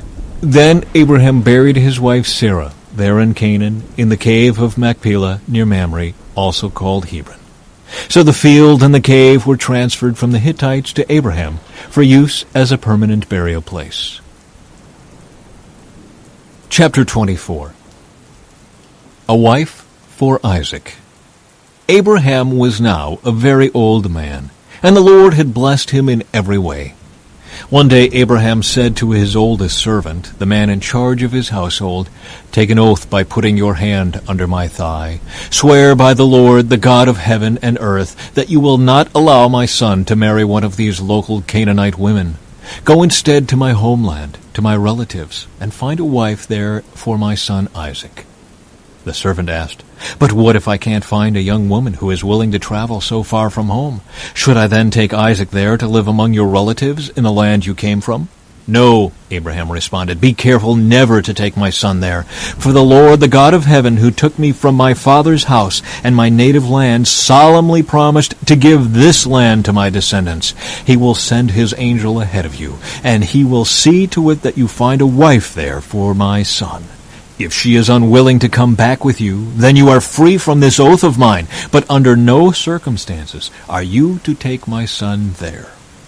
So the servant took an oath by putting his hand under the thigh of his master Abraham. He swore to follow Abraham's instructions. Then he loaded 10 of Abraham's camels with all kinds of expensive gifts from his master, and he traveled to distant Aram Naharaim. There he went to the town where Abraham's brother Nahor had settled. He made the camels kneel beside a well just outside the town. It was evening, and the women were coming out to draw water. "O Lord, God of my master Abraham," he prayed, "please give me success today and show unfailing love to my master Abraham. See, I am standing here beside this spring, and the young women of the town are coming out to draw water. This is my request. I will ask one of them, 'Please give me a drink from your jug.' If she says, 'Yes, have a drink, and I will water your camels too,' let her be the one you have selected as Isaac's wife. This is how I will know that you have shown unfailing love to my master." Before he had finished praying, he saw a young woman named Rebekah coming out with her water jug on her shoulder. She was the daughter of Bethuel, who was the son of Abraham's brother Nahor and his wife Milcah. Rebekah was very beautiful and old enough to be married, but she was still a virgin. She went down to the spring, filled her jug, and came up again. Running over to her, the servant said, "Please, give me a little drink of water from your jug." "Yes, my lord," she answered. "Have a drink." and she quickly lowered her jug from her shoulder and gave him a drink. When she had given him a drink, she said, "I'll draw water for your camels too, until they have had enough to drink." So she quickly emptied her jug into the watering trough and ran back to the well to draw water for all his camels. The servant watched her in silence, wondering whether or not the Lord had given him success in his mission. Then at last, when the camels had finished drinking, he took out a gold ring for her nose and 2 large gold bracelets for her wrists. "Whose daughter are you?" he asked. "And please tell me, would your father have any room to put us up for the night?" "I am the daughter of Bethuel," she replied. "My grandparents are Nahor and Milcah. Yes, we have plenty of straw and feed for the camels, and we have room for guests." The man bowed low and worshipped the Lord. "Praise the Lord, the God of my master Abraham," he said. "The Lord has shown unfailing love and faithfulness to my master, for he has led me straight to my master's relatives." The young woman ran home to tell her family everything that had happened. Now Rebekah had a brother named Laban, who ran out to meet the man at the spring. He had seen the nose ring and the bracelets on his sister's wrists, and had heard Rebekah tell what the man had said. So he rushed out to the spring where the man was still standing beside his camels. Laban said to him, "Come and stay with us, you who are blessed by the Lord. Why are you standing here outside the town when I have a room all ready for you and a place prepared for the camels?" So the man went home with Laban. And Laban unloaded the camels, gave him straw for their bedding, fed them, and provided water for the man and the camel drivers to wash their feet. Then food was served. But Abraham's servant said, "I don't want to eat until I have told you why I have come." "All right," Laban said, "tell us." "I am Abraham's servant," he explained, "and the Lord has greatly blessed my master.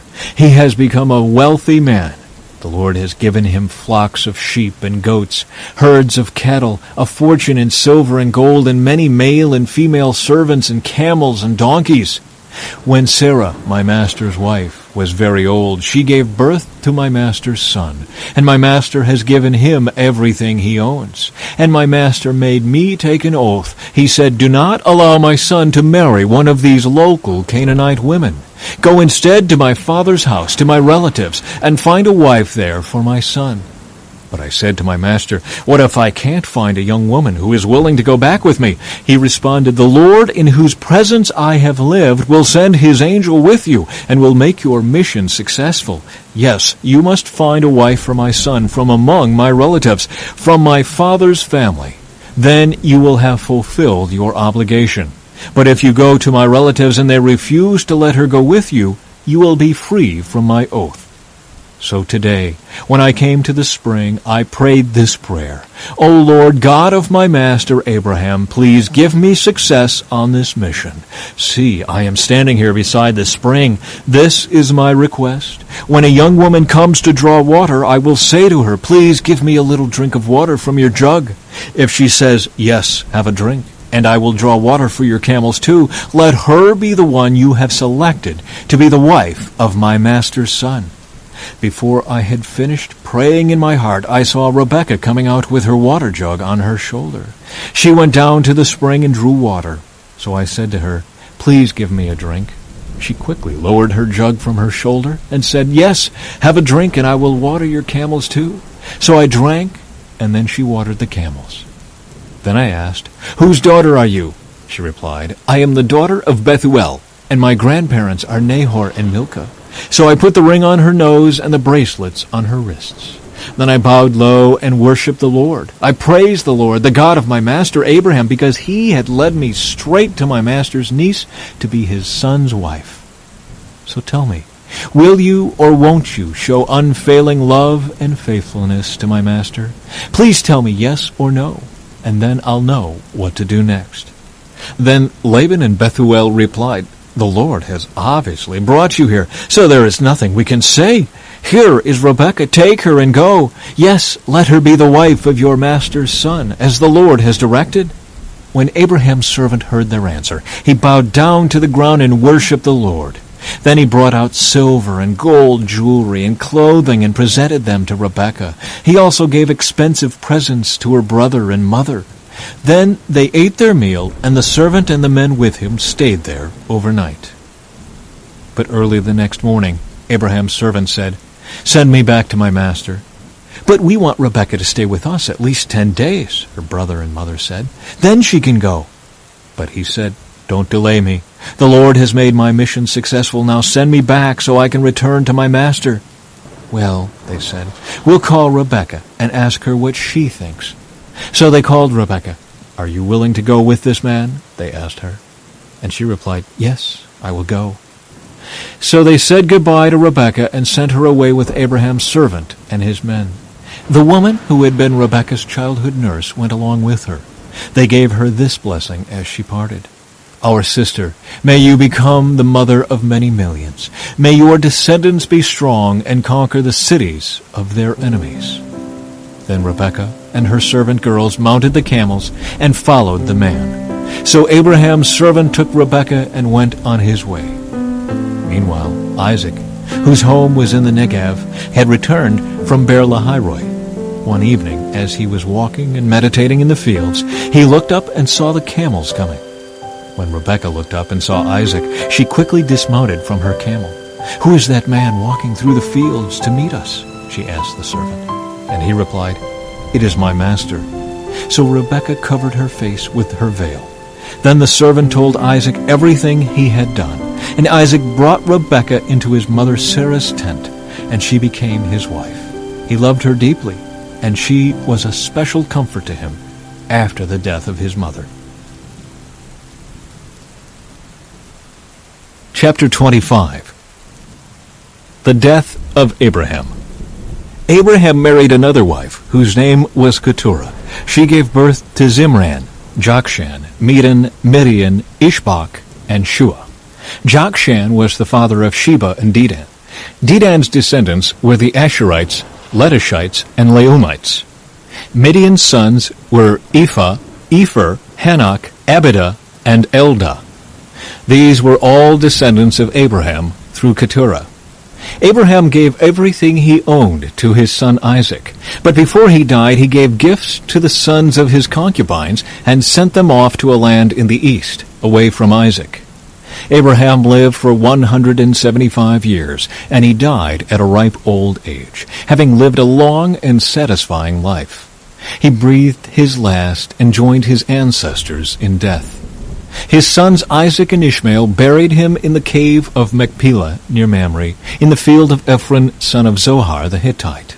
This was the field Abraham had purchased from the Hittites, and where he had buried his wife Sarah. After Abraham's death, God blessed his son Isaac, who settled near Beer-lahai-roi in the Negev. Ishmael's descendants.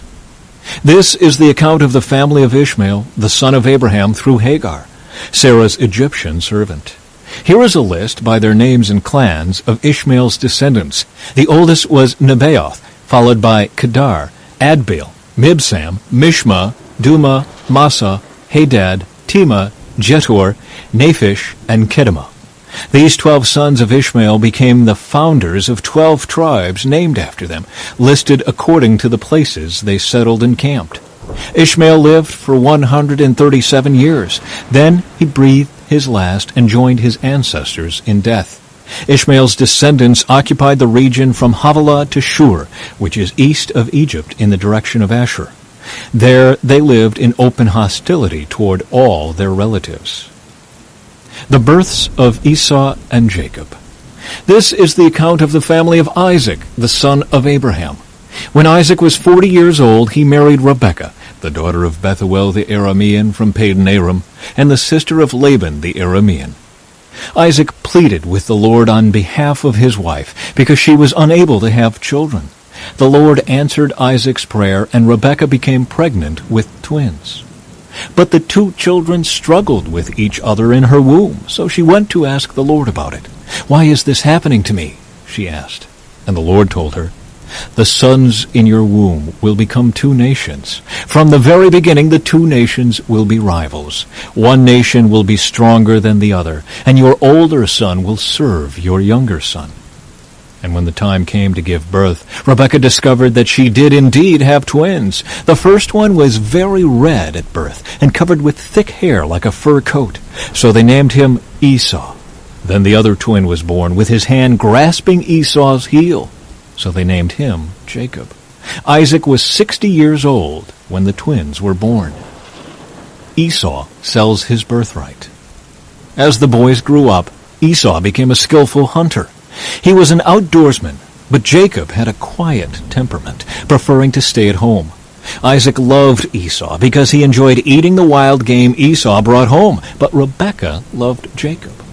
One day when Jacob was cooking some stew, Esau arrived home from the wilderness, exhausted and hungry.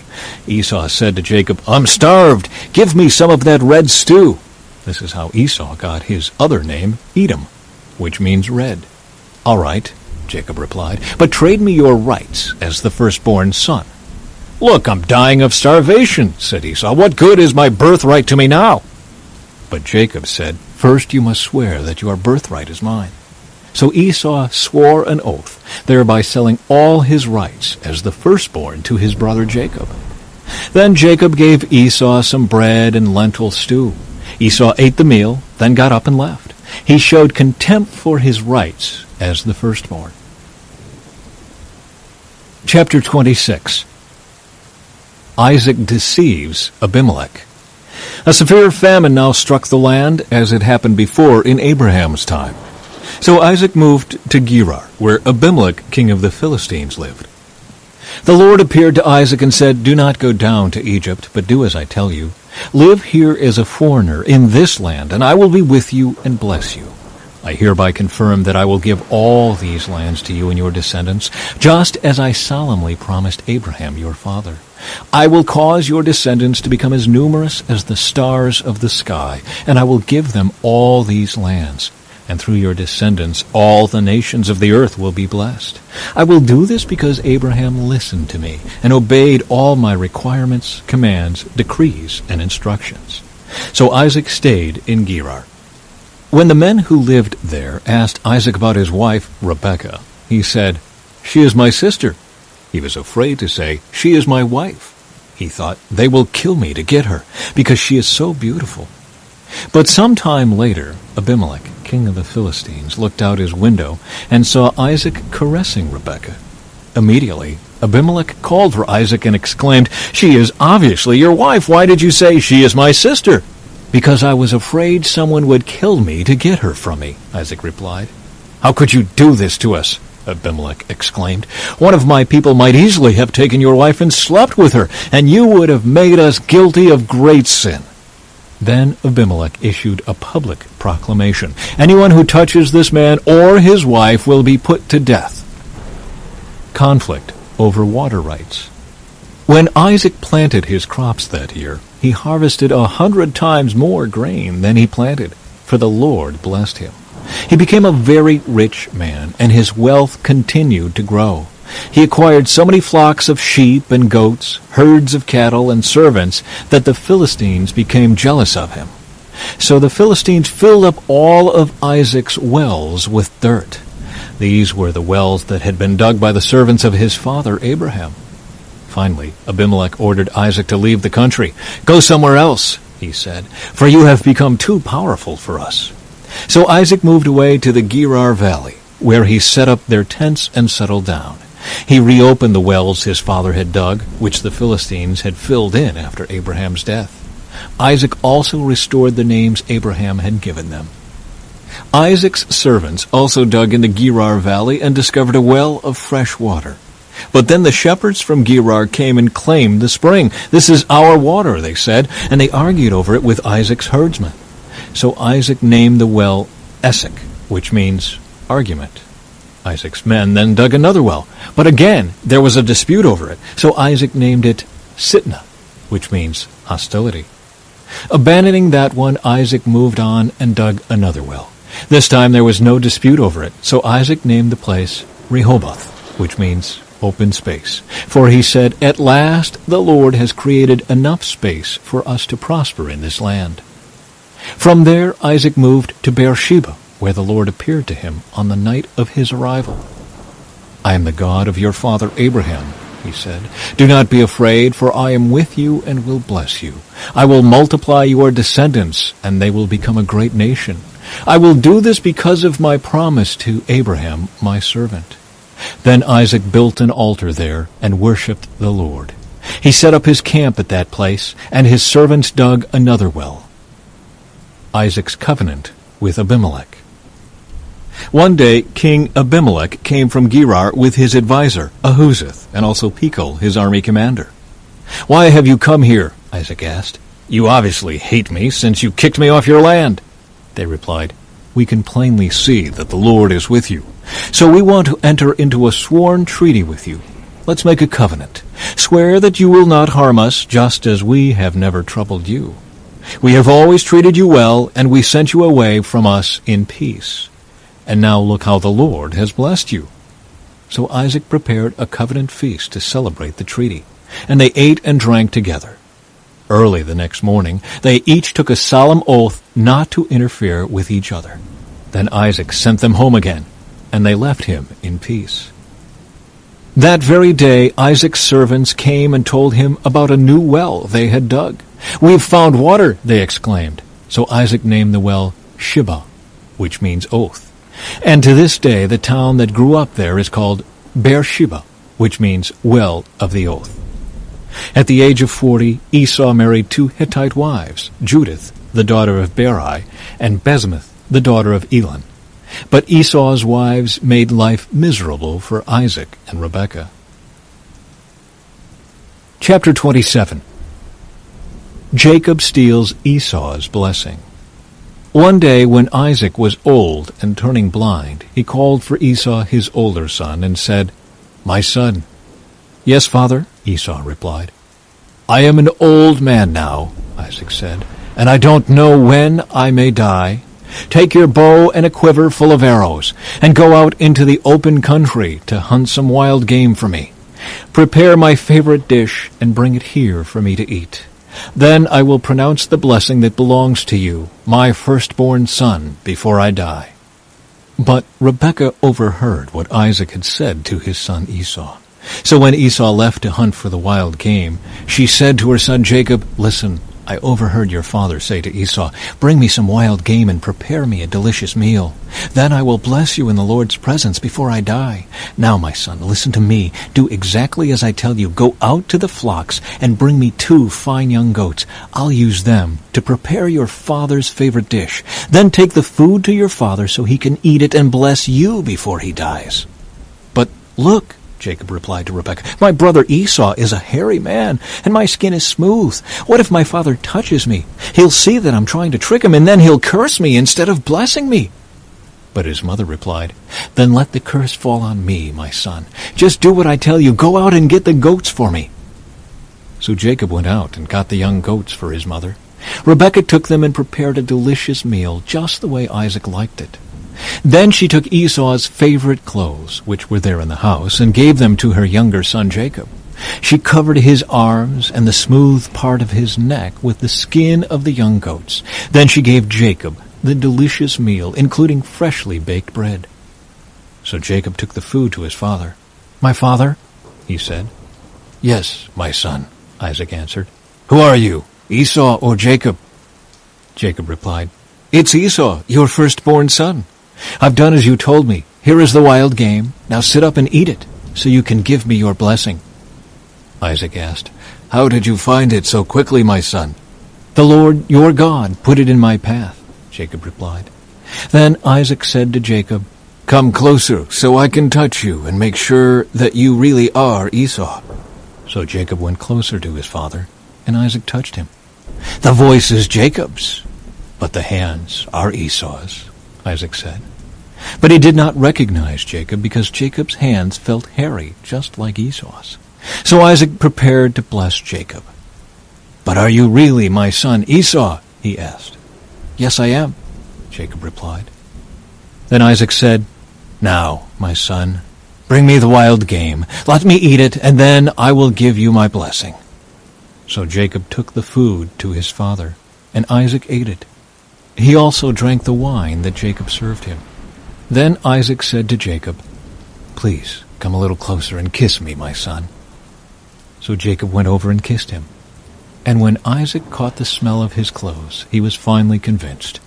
and he blessed his son. He said, "Ah, the smell of my son is like the smell of the outdoors, which the Lord has blessed. From the dew of heaven and the richness of the earth, may God always give you abundant harvests of grain and bountiful new wine. May many nations become your servants, and may they bow down to you. May you be the master over your brothers, and may your mother's sons bow down to you. All who curse you will be cursed, and all who bless you will be blessed." As soon as Isaac had finished blessing Jacob, and almost before Jacob had left his father, Esau returned from his hunt. Esau prepared a delicious meal and brought it to his father. Then he said, "Sit up, my father, and eat my wild game, so you can give me your blessing." But Isaac asked him, "Who are you?" Esau replied, "It's your son, your firstborn son, Esau." Isaac began to tremble uncontrollably and said, "Then who just served me wild game? I have already eaten it, and I blessed him just before you came, and yes, that blessing must stand." When Esau heard his father's words, he let out a loud and bitter cry. "Oh, my father, what about me? Bless me too," he begged. But Isaac said, "Your brother was here, and he tricked me. He has taken away your blessing." Esau exclaimed, "No wonder his name is Jacob, for now he has cheated me twice. First he took my rights as the firstborn, and now he has stolen my blessing. Oh, haven't you saved even one blessing for me?" Isaac said to Esau, "I have made Jacob your master, and have declared that all his brothers will be his servants. I have guaranteed him an abundance of grain and wine, what is left for me to give you, my son." Esau pleaded, "But do you have only one blessing? Oh, my father, bless me too." Then Esau broke down and wept. Finally, his father Isaac said to him, "You will live away from the richness of the earth, and away from the dew of the heaven above. You will live by your sword, and you will serve your brother. But when you decide to break free, you will shake his yoke from your neck." Jacob flees to Padan-aram. From that time on, Esau hated Jacob because their father had given Jacob the blessing. And Esau began to scheme, "I will soon be mourning my father's death. Then I will kill my brother Jacob." But Rebekah heard about Esau's plans, so she sent for Jacob and told him, "Listen, Esau is consoling himself by plotting to kill you. So listen carefully, my son. Get ready and flee to my brother Laban in Haran. Stay there with him until your brother cools off. When he calms down and forgets what you have done to him, I will send for you to come back. Why should I lose both of you in one day?" Then Rebekah said to Isaac, "I'm sick and tired of these local Hittite women. I would rather die than see Jacob marry one of them." Chapter 28. So Isaac called for Jacob, blessed him, and said, "You must not marry any of these Canaanite women. Instead, go at once to Padan-aram, to the house of your grandfather Bethuel, and marry one of your uncle Laban's daughters. May God Almighty bless you and give you many children, and may your descendants multiply and become many nations. May God pass on to you and your descendants the blessings he promised to Abraham. May you own this land where you are now living as a foreigner, for God gave this land to Abraham." So Isaac sent Jacob away, and he went to Padan-aram to stay with his uncle Laban, his mother's brother, the son of Bethuel the Aramean. Esau knew that his father Isaac had blessed Jacob and sent him to Padan-aram to find a wife, and that he had warned Jacob, "You must not marry a Canaanite woman." He also knew that Jacob had obeyed his parents and gone to Padan-aram. It was now very clear to Esau that his father did not like the local Canaanite women. So Esau visited his uncle Ishmael's family and married one of Ishmael's daughters, in addition to the wives he already had. His new wife's name was Mahalath. She was the sister of Nebaioth and the daughter of Ishmael, Abraham's son. Jacob's dream at Bethel. Meanwhile, Jacob left Beersheba and traveled toward Haran. At sundown, he arrived at a good place to set up camp and stopped there for the night. Jacob found a stone to rest his head against and lay down to sleep. As he slept, he dreamed of a stairway that reached from the earth up to heaven. And he saw the angels of God going up and down the stairway. At the top of the stairway stood the Lord, and he said, I am the Lord, the God of your grandfather Abraham, and the God of your father Isaac. The ground you are lying on belongs to you. I am giving it to you and your descendants. Your descendants will be as numerous as the dust of the earth. They will spread out in all directions, to the west and the east, to the north and the south, and all the families of the earth will be blessed through you and your descendants. What's more, I am with you, and I will protect you wherever you go. One day I will bring you back to this land. I will not leave you until I have finished giving you everything I have promised you. Then Jacob awoke from his sleep and said, Surely the Lord is in this place, and I wasn't even aware of it. But he was also afraid and said, What an awesome place this is. It is none other than the house of God, the very gateway to heaven. The next morning, Jacob got up very early. He took the stone he had rested his head against, and he set it upright as a memorial pillar. Then he poured olive oil over it. He named that place Bethel, which means house of God, although the name of the nearby village was Luz.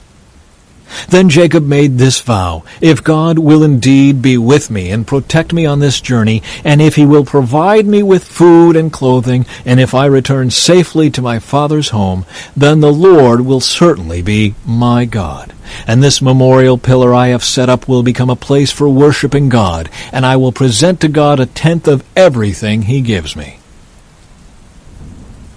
Chapter 29. Jacob arrives at Paddan-aram. Then Jacob hurried on, finally arriving in the land of the east. He saw a well in the distance. 3 flocks of sheep and goats lay in an open field beside it, waiting to be watered. But a heavy stone covered the mouth of the well. It was the custom there to wait for all the flocks to arrive before removing the stone and watering the animals. Afterward, the stone would be placed back over the mouth of the well. Jacob went over to the shepherds and asked, Where are you from, my friends? We are from Haran, they answered. Do you know a man there named Laban, the grandson of Nahor? He asked. Yes, we do, they replied. Is he doing well? Jacob asked. Yes, he's well, they answered. Look, here comes his daughter Rachel with the flock now. Jacob said, Look, it's still broad daylight, too early to round up the animals. Why don't you water the sheep and goats so they can get back out to pasture? We can't water the animals until all the flocks have arrived, they replied. Then the shepherds move the stone from the mouth of the well, and we water all the sheep and goats. Jacob was still talking with them when Rachel arrived with her father's flock, for she was a shepherd. And because Rachel was his cousin, the daughter of Laban, his mother's brother, and because the sheep and goats belonged to his uncle Laban, Jacob went over to the well and moved the stone from its mouth and watered his uncle's flock. Then Jacob kissed Rachel, and he wept aloud. He explained to Rachel that he was her cousin on her father's side, the son of her aunt Rebekah. So Rachel quickly ran and told her father Laban. As soon as Laban heard that his nephew Jacob had arrived, he ran out to meet him. He embraced and kissed him and brought him home. When Jacob had told him his story, Laban exclaimed, You really are my own flesh and blood. Jacob marries Leah and Rachel. After Jacob had stayed with Laban for about a month, Laban said to him, You shouldn't work for me without pay just because we are relatives. Tell me how much your wages should be. Now Laban had 2 daughters. The older daughter was named Leah, and the younger one was Rachel. There was no sparkle in Leah's eyes, but Rachel had a beautiful figure and a lovely face. Since Jacob was in love with Rachel, he told her father, I'll work for you for 7 years if you'll give me Rachel, your younger daughter, as my wife. Agreed, Laban replied. I'd rather give her to you than to anyone else. Stay and work with me. So Jacob worked 7 years to pay for Rachel. But his love for her was so strong that it seemed to him but a few days. Finally the time came for him to marry her. I have fulfilled my agreement, Jacob said to Laban. Now give me my wife so I can marry her. So Laban invited everyone in the neighborhood and prepared a wedding feast. But that night, when it was dark, Laban took Leah to Jacob, and he slept with her. Laban had given Leah a servant, Zilpah, to be her maid. But when Jacob woke up in the morning, it was Leah. "What have you done to me?" Jacob raged at Laban. "I worked 7 years for Rachel. Why have you tricked me?" "It's not our custom here to marry off a younger daughter ahead of the firstborn," Laban replied. "But wait until the bridal week is over. Then we'll give you Rachel too, provided you promise to work another 7 years for me." So Jacob agreed to work 7 more years. A week after Jacob had married Leah, Laban gave him Rachel too. Laban gave Rachel a servant, Bilhah, to be her maid. So Jacob slept with Rachel too, and he loved her much more than Leah. He then stayed and worked for Laban the additional 7 years. Jacob's many children. When the Lord saw that Leah was unloved, he enabled her to have children, but Rachel could not conceive. So Leah became pregnant and gave birth to a son. She named him Reuben, for she said, "The Lord has noticed my misery, and now my husband will love me." She soon became pregnant again and gave birth to another son. She named him Simeon, for she said, "The Lord heard that I was unloved and has given me another son." Then she became pregnant a third time and gave birth to another son. She named him Levi, for she said, "Surely this time my husband will feel affection for me, since I have given him 3 sons." Once again, Leah became pregnant and gave birth to another son. She named him Judah, for she said, "Now I will praise the Lord." And then she stopped having children. Chapter 30. When Rachel saw that she wasn't having any children for Jacob, she became jealous of her sister. She pleaded with Jacob, "Give me children or I'll die." Then Jacob became furious with Rachel. "Am I God?" he asked. "He's the one who has kept you from having children." Then Rachel told him, "Take my maid Bilhah and sleep with her. She will bear children for me, and through her I can have a family too." So Rachel gave her servant Bilhah to Jacob as a wife, and he slept with her. Bilhah became pregnant and presented him with a son. Rachel named him Dan, for she said, "God has vindicated me. He has heard my request and given me a son." Then Bilhah became pregnant again and gave Jacob a second son. Rachel named him Naphtali, for she said, "I have struggled hard with my sister, and I'm winning." Meanwhile, Leah realized that she wasn't getting pregnant anymore, so she took her servant Zilpah and gave her to Jacob as a wife. Soon Zilpah presented him with a son. Leah named him Gad, for she said, "How fortunate I am." Then Zilpah gave Jacob a second son, and Leah named him Asher, for she said, "What joy is mine! Now the other women will celebrate with me." One day during the wheat harvest, Reuben found some mandrakes growing in a field and brought them to his mother Leah. Rachel begged Leah, "Please give me some of your son's mandrakes." But Leah angrily replied, "Wasn't it enough that you stole my husband? Now will you steal my son's mandrakes too?" Rachel answered, "I will let Jacob sleep with you tonight if you give me some of the mandrakes." So that evening, as Jacob was coming home from the fields, Leah went out to meet him. "You must come and sleep with me tonight," she said. "I have paid for you with some mandrakes that my son found." So that night he slept with Leah. And God answered Leah's prayers. She became pregnant again and gave birth to a 5th son for Jacob. She named him Issachar, for she said, "God has rewarded me for giving my servant to my husband as a wife." Then Leah became pregnant again and gave birth to a 6th son for Jacob. She named him Zebulun, for she said, "God has given me a good reward. Now my husband will treat me with respect, for I have given him 6 sons." Later she gave birth to a daughter and named her Dinah. Then God remembered Rachel's plight and answered her prayers by enabling her to have children. She became pregnant and gave birth to a son. "God has removed my disgrace," she said, and she named him Joseph. For she said, "May the Lord add yet another son to my family." Jacob's wealth increases. Soon after Rachel had given birth to Joseph, Jacob said to Laban, "Please release me so I can go home to my own country. Let me take my wives and children, for I have earned them by serving you, and let me be on my way. You certainly know how hard I have worked for you." "Please, listen to me," Laban replied.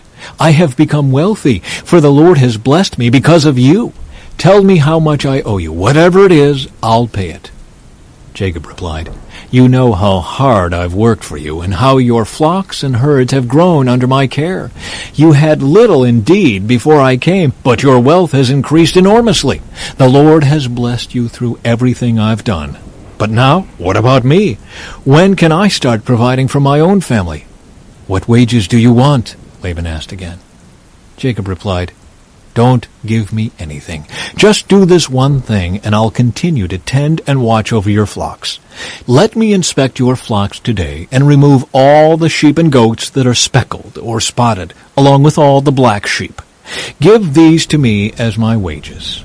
In the future, when you check on the animals you have given me as my wages, you'll see that I have been honest. If you find in my flock any goats without speckles or spots, or any sheep that are not black, you will know that I have stolen them from you." "All right," Laban replied. "It will be as you say."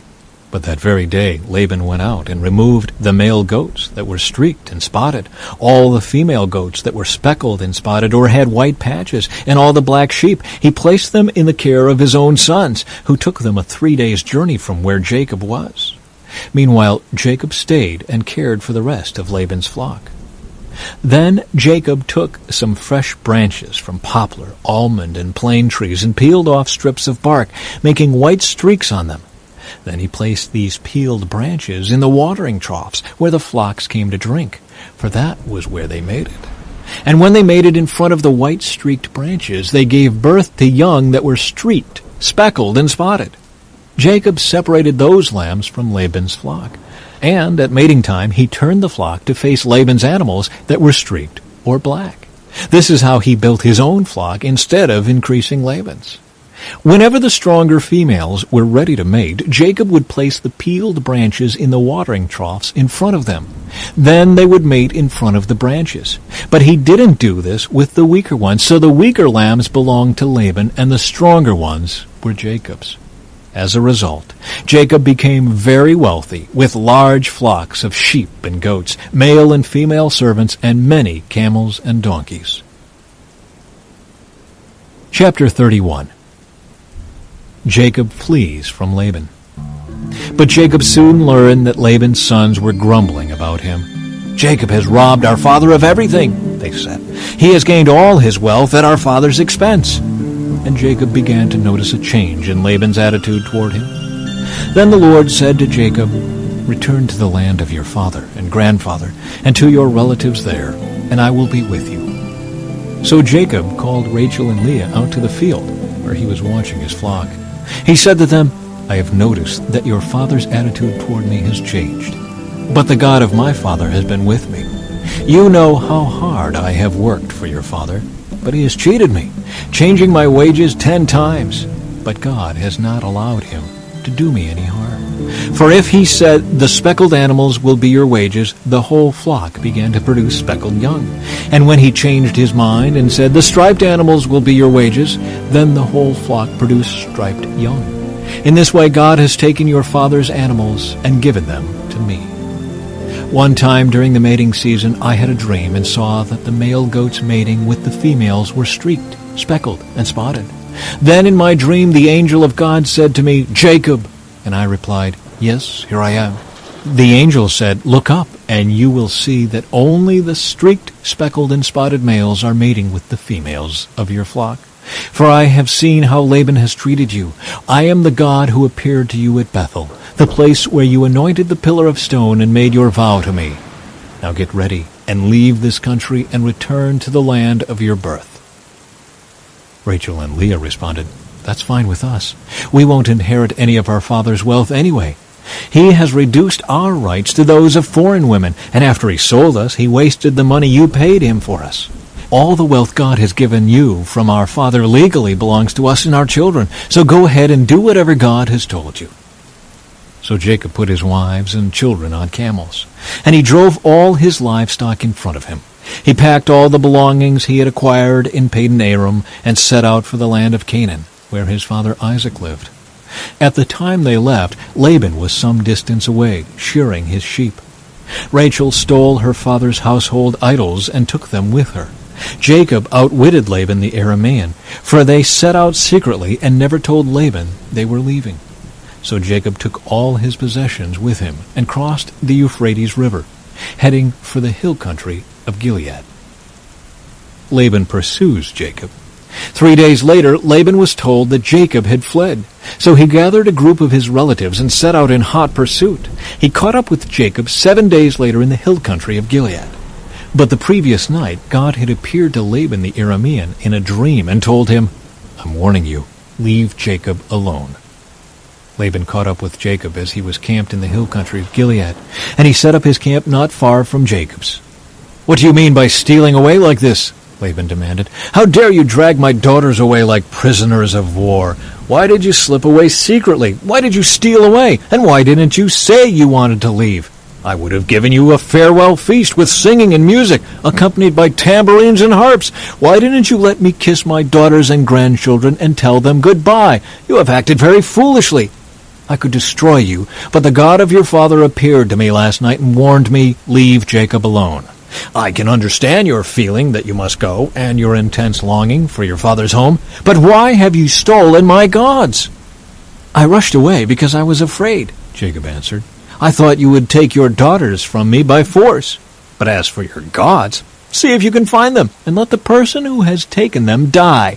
And if you find anything else that belongs to you, identify it before all these relatives of ours, and I will give it back." But Jacob did not know that Rachel had stolen the household idols. Laban went first into Jacob's tent to search there, then into Leah's, and then the tents of the 2 servant wives. But he found nothing. Finally, he went into Rachel's tent. But Rachel had taken the household idols and hidden them in her camel's saddle, and now she was sitting on them. When Laban had thoroughly searched her tent without finding them, she said to her father, "Please, sir, forgive me if I don't get up for you. I'm having my monthly period." So Laban continued his search, but he could not find the household idols. Then Jacob became very angry, and he challenged Laban. "What's my crime?" he demanded. "What have I done wrong to make you chase after me as though I were a criminal? You have rummaged through everything I own. Now show me what you found that belongs to you. Set it out here in front of us before our relatives for all to see. Let them judge between us. For 20 years I have been with you, caring for your flocks. In all that time your sheep and goats never miscarried. In all those years I never used a single ram of yours for food. If any were attacked and killed by wild animals, I never showed you the carcass and asked you to reduce the count of your flock. No, I took the loss myself. You made me pay for every stolen animal, whether it was taken in broad daylight or in the dark of night. I worked for you through the scorching heat of the day and through cold and sleepless nights. Yes, for 20 years I slaved in your house. I worked for 14 years earning your 2 daughters, and then 6 more years for your flock. And you changed my wages 10 times. In fact, if the God of my father had not been on my side, the God of Abraham and the fearsome God of Isaac, you would have sent me away empty-handed. But God has seen your abuse and my hard work. That is why he appeared to you last night and rebuked you." Jacob's treaty with Laban. Then Laban replied to Jacob, "These women are my daughters, these children are my grandchildren, and these flocks are my flocks. In fact, everything you see is mine. But what can I do now about my daughters and their children? So come, let's make a covenant, you and I, and it will be a witness to our commitment." So Jacob took a stone and set it up as a monument. Then he told his family members, "Gather some stones." So they gathered stones and piled them in a heap. Then Jacob and Laban sat down beside the pile of stones to eat a covenant meal. To commemorate the event, Laban called the place Jegar Sayadutha, which means witness pile in Aramaic, and Jacob called it Galid, which means witness pile in Hebrew. Then Laban declared, "This pile of stones will stand as a witness to remind us of the covenant we have made today." This explains why it was called Galid, witness pile. But it was also called Mitzpah, which means watchtower. For Laban said, "May the Lord keep watch between us to make sure that we keep this covenant when we are out of each other's sight. If you mistreat my daughters, or if you marry other wives, God will see it even if no one else does. He is a witness to this covenant between us." "See this pile of stones," Laban continued, "and see this monument I have set between us. They stand between us as witnesses of our vows. I will never pass this pile of stones to harm you, and you must never pass these stones or this monument to harm me. I call on the God of our ancestors, the God of your grandfather Abraham and the God of my grandfather Nahor, to serve as a judge between us." So Jacob took an oath before the fearsome God of his father Isaac to respect the boundary line. Then Jacob offered a sacrifice to God there on the mountain and invited everyone to a covenant feast. After they had eaten, they spent the night on the mountain. Laban got up early the next morning, and he kissed his grandchildren and his daughters and blessed them. Then he left and returned home. Chapter 32. As Jacob started on his way again, angels of God came to meet him. When Jacob saw them, he exclaimed, "This is God's camp!" So he named the place Mahanaim. Jacob sends gifts to Esau. Then Jacob sent messengers ahead to his brother Esau, who was living in the region of Seir in the land of Edom. He told them, "Give this message to my master Esau. Humble greetings from your servant Jacob. Until now I have been living with Uncle Laban, and now I own cattle, donkeys, flocks of sheep and goats, and many servants, both men and women. I have sent these messengers to inform my lord of my coming, hoping that you will be friendly to me." After delivering the message, the messengers returned to Jacob and reported, "We met your brother Esau, and he is already on his way to meet you, with an army of 400 men. Jacob was terrified at the news. He divided his household, along with the flocks and herds and camels, into two groups. He thought, if Esau meets one group and attacks it, perhaps the other group can escape. Then Jacob prayed, "O God of my grandfather Abraham, and God of my father Isaac, O Lord, you told me, return to your own land and to your relatives, and you promised me, I will treat you kindly. I am not worthy of all the unfailing love and faithfulness you have shown to me, your servant. When I left home and crossed the Jordan River, I owned nothing except a walking stick. Now my household fills 2 large camps. O Lord, please rescue me from the hand of my brother Esau.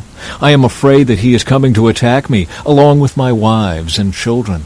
But you promised me, I will surely treat you kindly, and I will multiply your descendants until they become as numerous as the sands along the seashore, too many to count." Jacob stayed where he was for the night. Then he selected these gifts from his possessions to present to his brother Esau: 200 female goats, 20 male goats, 200 ewes, 20 rams, 30 female camels with their young, 40 cows, 10 bulls, 20 female donkeys, and 10 male donkeys. He divided these animals into herds and assigned each to different servants. Then he told his servants, "Go ahead of me with the animals, but keep some distance between the herds." He gave these instructions to the men leading the first group: "When my brother Esau meets you, he will ask, 'Whose servants are you? Where are you going? Who owns these animals?' You must reply, 'They belong to your servant Jacob, but they are a gift for his master Esau. Look, he is coming right behind us.'" Jacob gave the same instructions to the second and third herdsmen, and to all who followed behind the herds. "You must say the same thing to Esau when you meet him. And be sure to say, 'Look, your servant Jacob is right behind us.'" Jacob thought, "I will try to appease him by sending gifts ahead of me. When I see him in person, perhaps he will be friendly to me." So the gifts were sent on ahead, while Jacob himself spent that night in the camp. Jacob wrestles with God. During the night, Jacob got up and took his 2 wives, his 2 servant wives, and his 11 sons, and crossed the Jabbok River with them. After taking them to the other side, he sent over all his possessions. This left Jacob all alone in the camp, and a man came and wrestled with him until the dawn began to break. When the man saw that he would not win the match, he touched Jacob's hip and wrenched it out of its socket. Then the man said, "Let me go, for the dawn is breaking." But Jacob said, "I will not let you go unless you bless me." "What is your name?" the man asked. He replied, "Jacob." "Your name will no longer be Jacob," the man told him. "From now on you will be called Israel, because you have fought with God and with men, and have won." "Please tell me your name," Jacob said. "Why do you want to know my name?" the man replied. Then he blessed Jacob there. Jacob named the place Peniel, which means face of God, for he said, "I have seen God face to face, yet my life has been spared." The sun was rising as Jacob left Peniel, and he was limping because of the injury to his hip. Even today, the people of Israel don't eat the tendon near the hip socket because of what happened that night when the man strained the tendon of Jacob's hip.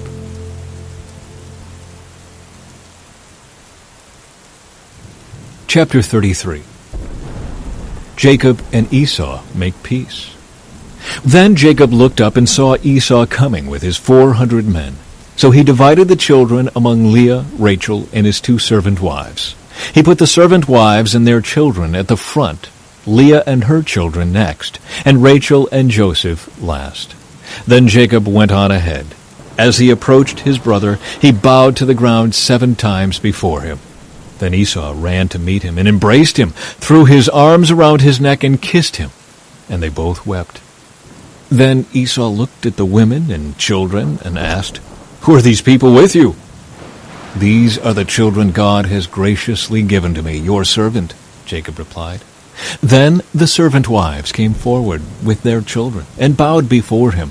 Next came Leah with her children, and they bowed before him. Finally, Joseph and Rachel came forward and bowed before him.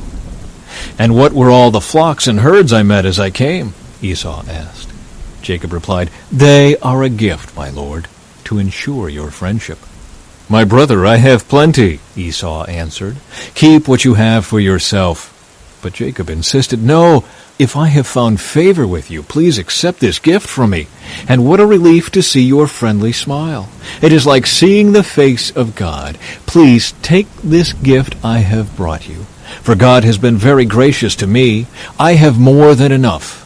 And because Jacob insisted, Esau finally accepted the gift. "Well," Esau said, "let's be going. I will lead the way." But Jacob replied, "You can see, my lord, that some of the children are very young, and the flocks and herds have their young too. If they are driven too hard, even for one day, all the animals could die. Please, my lord, go ahead of your servant. We will follow slowly at a pace that is comfortable for the livestock and the children. I will meet you at Seir." "All right," Esau said, "but at least let me assign some of my men to guide and protect you." Jacob responded, "That's not necessary. It's enough that you've received me warmly, my lord." So Esau turned around and started back to Seir that same day. Jacob, on the other hand, traveled on to Succoth. There he built himself a house and made shelters for his livestock. That is why the place was named Succoth, which means shelters. Later, having traveled all the way from Padan Aram, Jacob arrived safely at the town of Shechem in the land of Canaan. There he set up camp outside the town. Jacob bought the plot of land where he camped from the family of Hamor, the father of Shechem, for 100 pieces of silver. And there he built an altar and named it El Elohe Israel. Chapter 34. Revenge against Shechem. One day, Dinah, the daughter of Jacob and Leah, went to visit some of the young women who lived in the area. But when the local prince Shechem, son of Hamor the Hivite, saw Dinah, he seized her and raped her. But then he fell in love with her, and he tried to win her affection with tender words. He said to his father Hamor, "Get me this young girl. I want to marry her." Soon Jacob heard that Shechem had defiled his daughter Dinah. But since his sons were out in the fields herding his livestock, he said nothing until they returned. Hamor, Shechem's father, came to discuss the matter with Jacob. Meanwhile, Jacob's sons had come in from the field as soon as they heard what had happened. They were shocked and furious that their sister had been raped. Shechem had done a disgraceful thing against Jacob's family, something that should never be done. Hamor tried to speak with Jacob and his sons. "My son Shechem is truly in love with your daughter," he said. "Please let him marry her. In fact, let's arrange other marriages too. You give us your daughters for our sons, and we will give you our daughters for your sons. And you may live among us. The land is open to you. Settle here and trade with us, and feel free to buy property in the area." Then Shechem himself spoke to Dinah's father and brothers. "Please be kind to me and let me marry her," he begged. "I will give you whatever you ask. No matter what dowry or gift you demand, I will gladly pay it. Just give me the girl as my wife." But since Shechem had defiled their sister Dinah, Jacob's sons responded deceitfully to Shechem and his father Hamor. They said to them, "We couldn't possibly allow this, because you're not circumcised. It would be a disgrace for our sister to marry a man like you. But here is a solution. If every man among you will be circumcised, like we are, then we will give you our daughters, and we'll take your daughters for ourselves. We will live among you and become one people. But if you don't agree to be circumcised, we will take her and be on our way." Hamor and his son Shechem agreed to their proposal. Shechem wasted no time in acting on this request, for he wanted Jacob's daughter desperately. Shechem was a highly respected member of his family, and he went with his father Hamor to present this proposal to the leaders at the town gate. "These men are our friends," they said. "Let's invite them to live here among us and trade freely. Look, the land is large enough to hold them. We can take their daughters as wives and let them marry ours. But they will consider staying here and becoming one people with us only if all of our men are circumcised, just as they are. But if we do this, all their livestock and possessions will eventually be ours. Come, let's agree to their terms and let them settle here among us." So all the men in the town council agreed with Hamor and Shechem, and every male in the town was circumcised. But 3 days later, when their wounds were still sore, 2 of Jacob's sons, Simeon and Levi, who were Dinah's full brothers, took their swords and entered the town without opposition. Then they slaughtered every male there, including Hamor and his son Shechem. They killed them with their swords, then took Dinah from Shechem's house and returned to their camp. Meanwhile, the rest of Jacob's sons arrived. Finding the men slaughtered, they plundered the town because their sister had been defiled there. They seized all the flocks and herds and donkeys, everything they could lay their hands on, both inside the town and outside in the fields. They looted all their wealth and plundered their houses. They also took all their little children and wives and led them away as captives. Afterward, Jacob said to Simeon and Levi, "You have ruined me. You've made me stink among all the people of this land, among all the Canaanites and Perizzites. We are so few that they will join forces and crush us. I will be ruined, and my entire household will be wiped out." "But why should we let him treat our sister like a prostitute?" they retorted angrily. Chapter 35. Jacob's return to Bethel. Then God said to Jacob, "Get ready and move to Bethel and settle there. Build an altar there to the God who appeared to you when you fled from your brother Esau." So Jacob told everyone in his household, "Get rid of all your pagan idols, purify yourselves, and put on clean clothing. We are now going to Bethel, where I will build an altar to the God who answered my prayers when I was in distress. He has been with me wherever I have gone." So they gave Jacob all their pagan idols and earrings, and he buried them under the great tree near Shechem. As they set out, a terror from God spread over the people in all the towns of that area, so no one attacked Jacob's family. Eventually, Jacob and his household arrived at Luz, also called Bethel, in Canaan. Jacob built an altar there and named the place El Bethel, which means God of Bethel, because God had appeared to him there when he was fleeing from his brother Esau. Soon after this, Rebekah's old nurse Deborah died. She was buried beneath the oak tree in the valley below Bethel. Ever since, the tree has been called Elon Bakuth, which means Oak of Weeping. Now that Jacob had returned from Padan Aram, God appeared to him again at Bethel.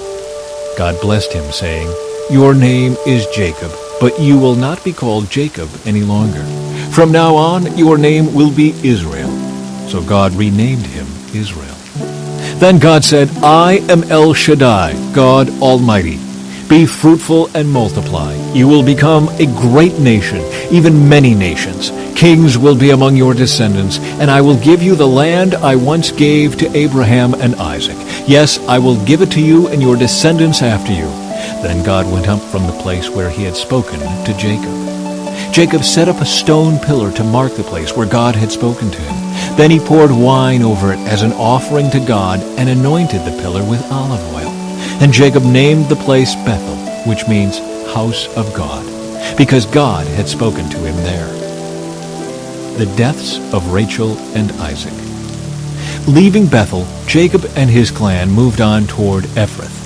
But Rachel went into labor while they were still some distance away. Her labor pains were intense. After a very hard delivery, the midwife finally exclaimed, "Don't be afraid, you have another son." Rachel was about to die, but with her last breath, she named the baby Ben-Oni, which means son of my sorrow. The baby's father, however, called him Benjamin, which means son of my right hand. So Rachel died and was buried on the way to Ephrath, that is, Bethlehem. Jacob set up a stone monument over Rachel's grave, and it can be seen there to this day. Then Jacob traveled on and camped beyond Migdal-Eder. While he was living there, Reuben had intercourse with Bilhah, his father's concubine, and Jacob soon heard about it. These are the names of the 12 sons of Jacob. The sons of Leah were Reuben, Jacob's oldest son, Simeon, Levi, Judah, Issachar, and Zebulun.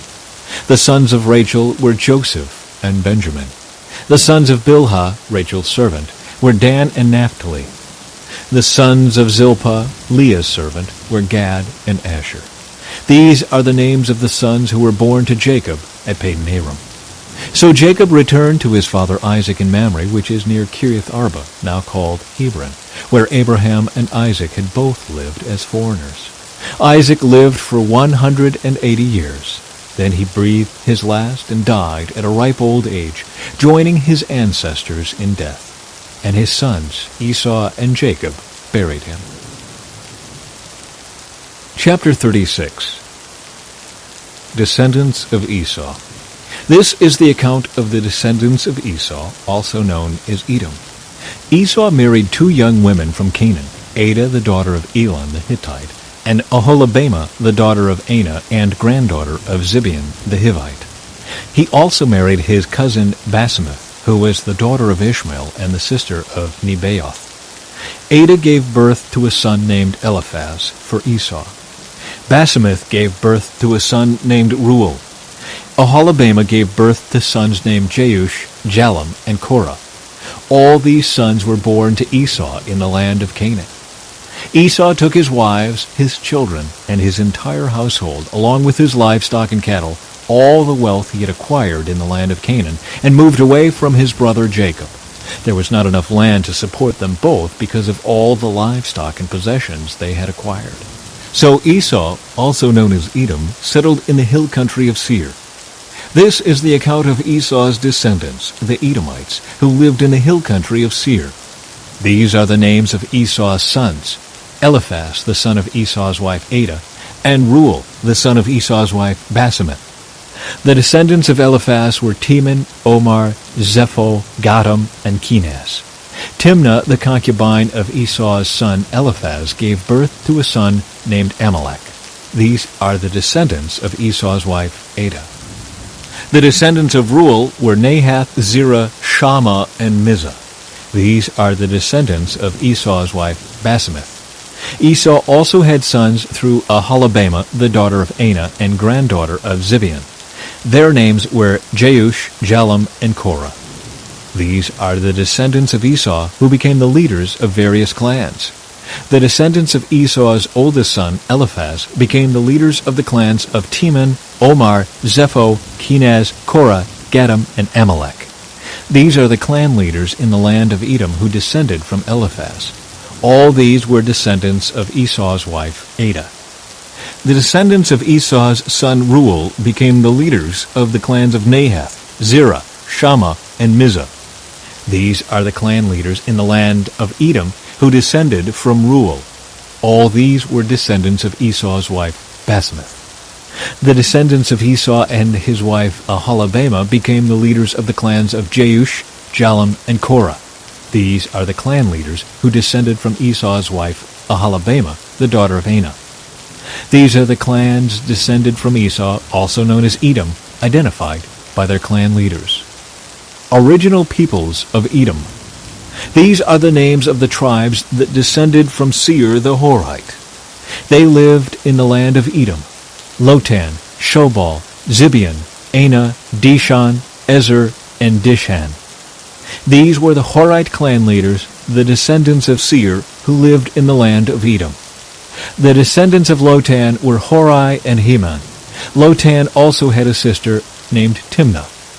The descendants of Shobal were Alvan, Manahath, Ebal, Shepho, and Onam. The descendants of Zibeon were Ea and Anah. This is the Anah who discovered the hot springs in the wilderness while he was grazing his father's donkeys. The descendants of Anah were his son Dishan and his daughter Aholibamah. The descendants of Dishan were Hemdan, Eshban, Ithran, and Kiran. The descendants of Ezer were Bilhan, Zavan, and Achan. The descendants of Dishan were Uz and Aaron. So these were the leaders of the Horite clans: Lotan, Shobal, Zibeon, Anah, Dishan, Ezer, and Dishan. The Horite clans are named after their clan leaders who lived in the land of Seir. Rulers of Edom. These are the kings who ruled in the land of Edom before any king ruled over the Israelites. Bela, son of Beor, who ruled in Edom from the city of Dinhabah. After Bela died, Jobab, son of Zerah, from Basra, became king in his place. After Jobab died, Husham from the land of the Temanites became king in his place. After Husham died, Hadad, son of Bedad, became king in his place and ruled from the city of Avith. He was the one who defeated the Midianites in the land of Moab. After Hadad died, Samlah from the city of Masrekah became king in his place. After Samlah died, Shaul from the city of Rehoboth on the river became king in his place.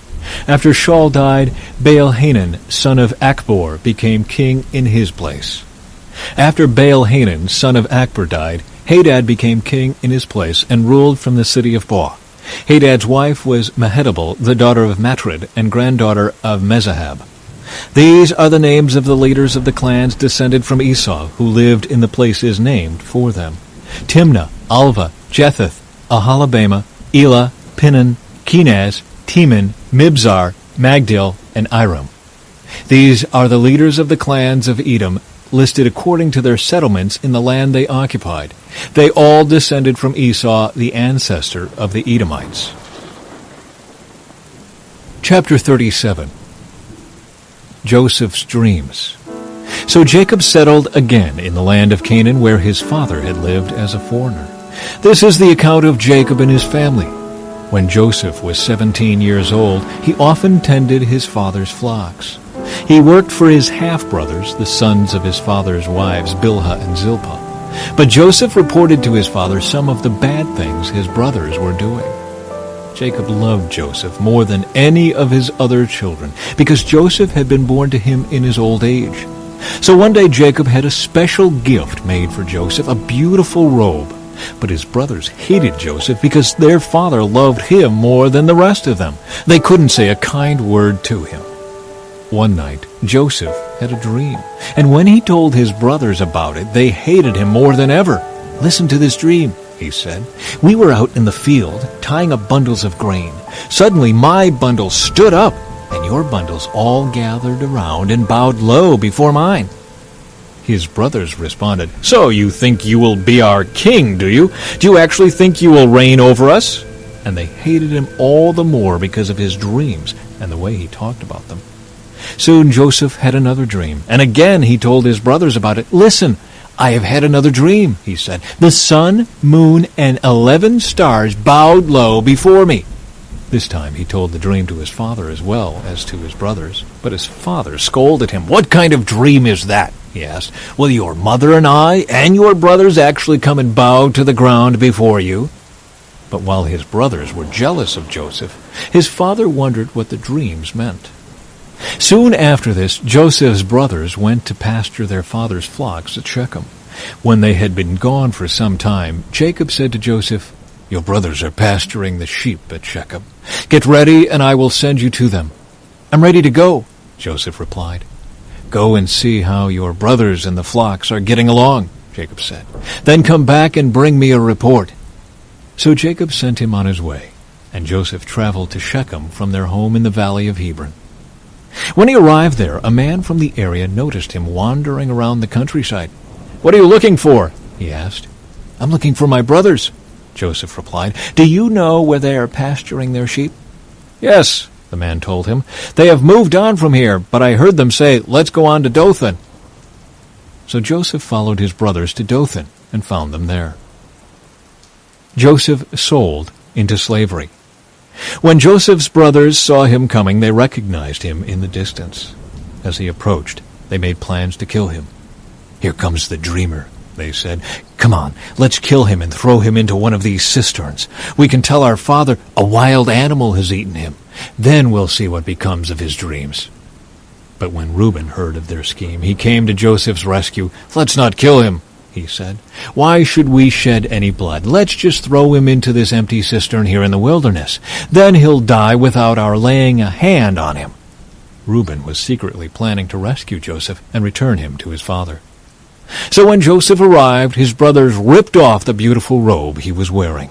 Then they grabbed him and threw him into the cistern. Now the cistern was empty. There was no water in it. Then, just as they were sitting down to eat, they looked up and saw a caravan of camels in the distance coming toward them. It was a group of Ishmaelite traders taking a load of gum, balm, and aromatic resin from Gilead down to Egypt. Judah said to his brothers, "What will we gain by killing our brother? His blood would just give us a guilty conscience. Instead of hurting him, let's sell him to those Ishmaelite traders. After all, he is our brother, our own flesh and blood." And his brothers agreed. So when the Ishmaelites, who were Midianite traders, came by, Joseph's brothers pulled him out of the cistern and sold him to them for 20 pieces of silver. And the traders took him to Egypt. Some time later, Reuben returned to get Joseph out of the cistern.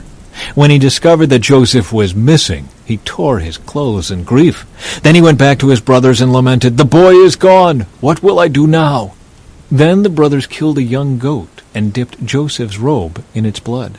They sent the beautiful robe to their father with this message, "Look at what we found. Doesn't this robe belong to your son?" Their father recognized it immediately. "Yes," he said, "it is my son's robe. A wild animal must have eaten him. Joseph has clearly been torn to pieces." Then Jacob tore his clothes and dressed himself in burlap. He mourned deeply for his son for a long time. His family all tried to comfort him, but he refused to be comforted. "I will go to my grave mourning for my son," he would say, and then he would weep. Meanwhile, the Midianite traders arrived in Egypt, where they sold Joseph to Potiphar, an officer of Pharaoh, the king of Egypt. Potiphar was captain of the palace guard. Chapter 38. Judah and Tamar. About this time, Judah left home and moved to Adullam, where he stayed with a man named Hira.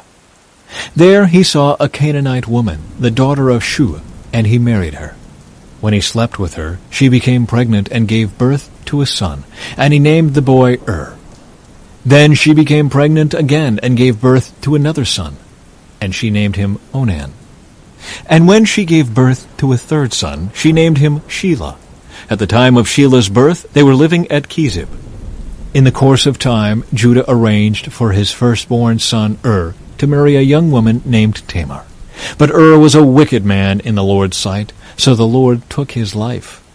Then Judah said to Er's brother Onan, "Go and marry Tamar, as our law requires of the brother of a man who has died. You must produce an heir for your brother." But Onan was not willing to have a child who would not be his own heir. So whenever he had intercourse with his brother's wife, he spilled the semen on the ground. This prevented her from having a child who would belong to his brother. But the Lord considered it evil for Onan to deny a child to his dead brother. So the Lord took Onan's life too.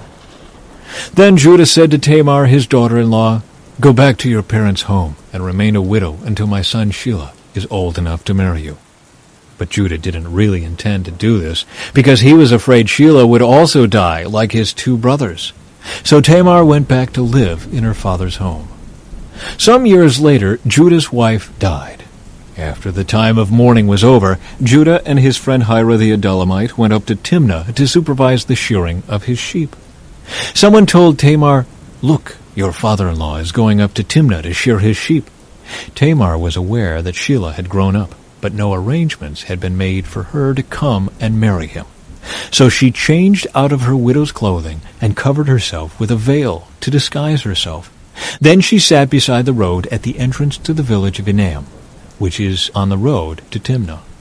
Judah noticed her and thought she was a prostitute, since she had covered her face. So he stopped and propositioned her. "Let me have sex with you," he said, not realizing that she was his own daughter-in-law. "How much will you pay to have sex with me?" Tamar asked. "I'll send you a young goat from my flock," Judah promised. "But what will you give me to guarantee that you will send the goat?" she asked. "What kind of guarantee do you want?" he replied. She answered, "Leave me your identification seal and its cord, and the walking stick you are carrying." So Judah gave them to her. Then he had intercourse with her, and she became pregnant. Afterward she went back home, took off her veil, and put on her widow's clothing as usual. Later Judah asked his friend Hira the Adullamite to take the young goat to the woman and to pick up the things he had given her as his guarantee. But Hira couldn't find her. So he asked the men who lived there, "Where can I find the shrine prostitute who was sitting beside the road at the entrance to Enam?" "We've never had a shrine prostitute here," they replied. So Hira returned to Judah and told him, "I couldn't find her anywhere, and the men of the village claim they've never had a shrine prostitute there." "Then let her keep the things I gave her," Judah said. "I sent the young goat as we agreed, but you couldn't find her. We'd be the laughing stock of the village if we went back again to look for her." About 3 months later, Judah was told, "Tamar, your daughter-in-law, has acted like a prostitute, and now, because of this, she's pregnant." "Bring her out and let her be burned," Judah demanded. But as they were taking her out to kill her, she sent this message to her father-in-law. "The man who owns these things made me pregnant. Look closely, whose seal and cord and walking stick are these?" Judah recognized them immediately and said, "She is more righteous than I am, because I didn't arrange for her to marry my son Shelah." And Judah never slept with Tamar again. When the time came for Tamar to give birth, it was discovered that she was carrying twins. While she was in labor, one of the babies reached out his hand. The midwife grabbed it and tied a scarlet string around the child's wrist, announcing, "This one came out first." But then he pulled back his hand, and out came his brother. "What?" the midwife exclaimed. "How did you break out first?" So he was named Perez. Then the baby with the scarlet string on his wrist was born, and he was named Zerah. Chapter 39. Joseph in Potiphar's house. When Joseph was taken to Egypt by the Ishmaelite traders, he was purchased by Potiphar, an Egyptian officer. Potiphar was captain of the guard for Pharaoh, the king of Egypt. The Lord was with Joseph, so he succeeded in everything he did as he served in the home of his Egyptian master. Potiphar noticed this and realized that the Lord was with Joseph, giving him success in everything he did. This pleased Potiphar, so he soon made Joseph his personal attendant. He put him in charge of his entire household and everything he owned. From the day Joseph was put in charge of his master's household and property, the Lord began to bless Potiphar's household for Joseph's sake. All his household affairs ran smoothly, and his crops and livestock flourished. So Potiphar gave Joseph complete administrative responsibility over everything he owned. With Joseph there, he didn't worry about a thing, except what kind of food to eat. Joseph was a very handsome and well-built young man, and Potiphar's wife soon began to look at him lustfully. "Come and sleep with me," she demanded. But Joseph refused. "Look," he told her, "my master trusts me with everything in his entire household. No one here has more authority than I do. He has held back nothing from me except you, because you are his wife. How could I do such a wicked thing? It would be a great sin against God." She kept putting pressure on Joseph day after day, but he refused to sleep with her, and he kept out of her way as much as possible. One day, however, no one else was around when he went in to do his work. She came and grabbed him by his cloak, demanding, "Come on, sleep with me." Joseph tore himself away, but he left his cloak in her hand as he ran from the house. When she saw that she was holding his cloak and he had fled, she called out to her servants. Soon all the men came running. "Look," she said, "my husband has brought this Hebrew slave here to make fools of us. He came into my room to rape me, but I screamed. When he heard me scream, he ran outside and got away, but he left his cloak behind with me." She kept the cloak with her until her husband came home. Then she told him her story. "That Hebrew slave you've brought into our house tried to come in and fool around with me," she said. "But when I screamed, he ran outside, leaving his cloak with me." Joseph put in prison.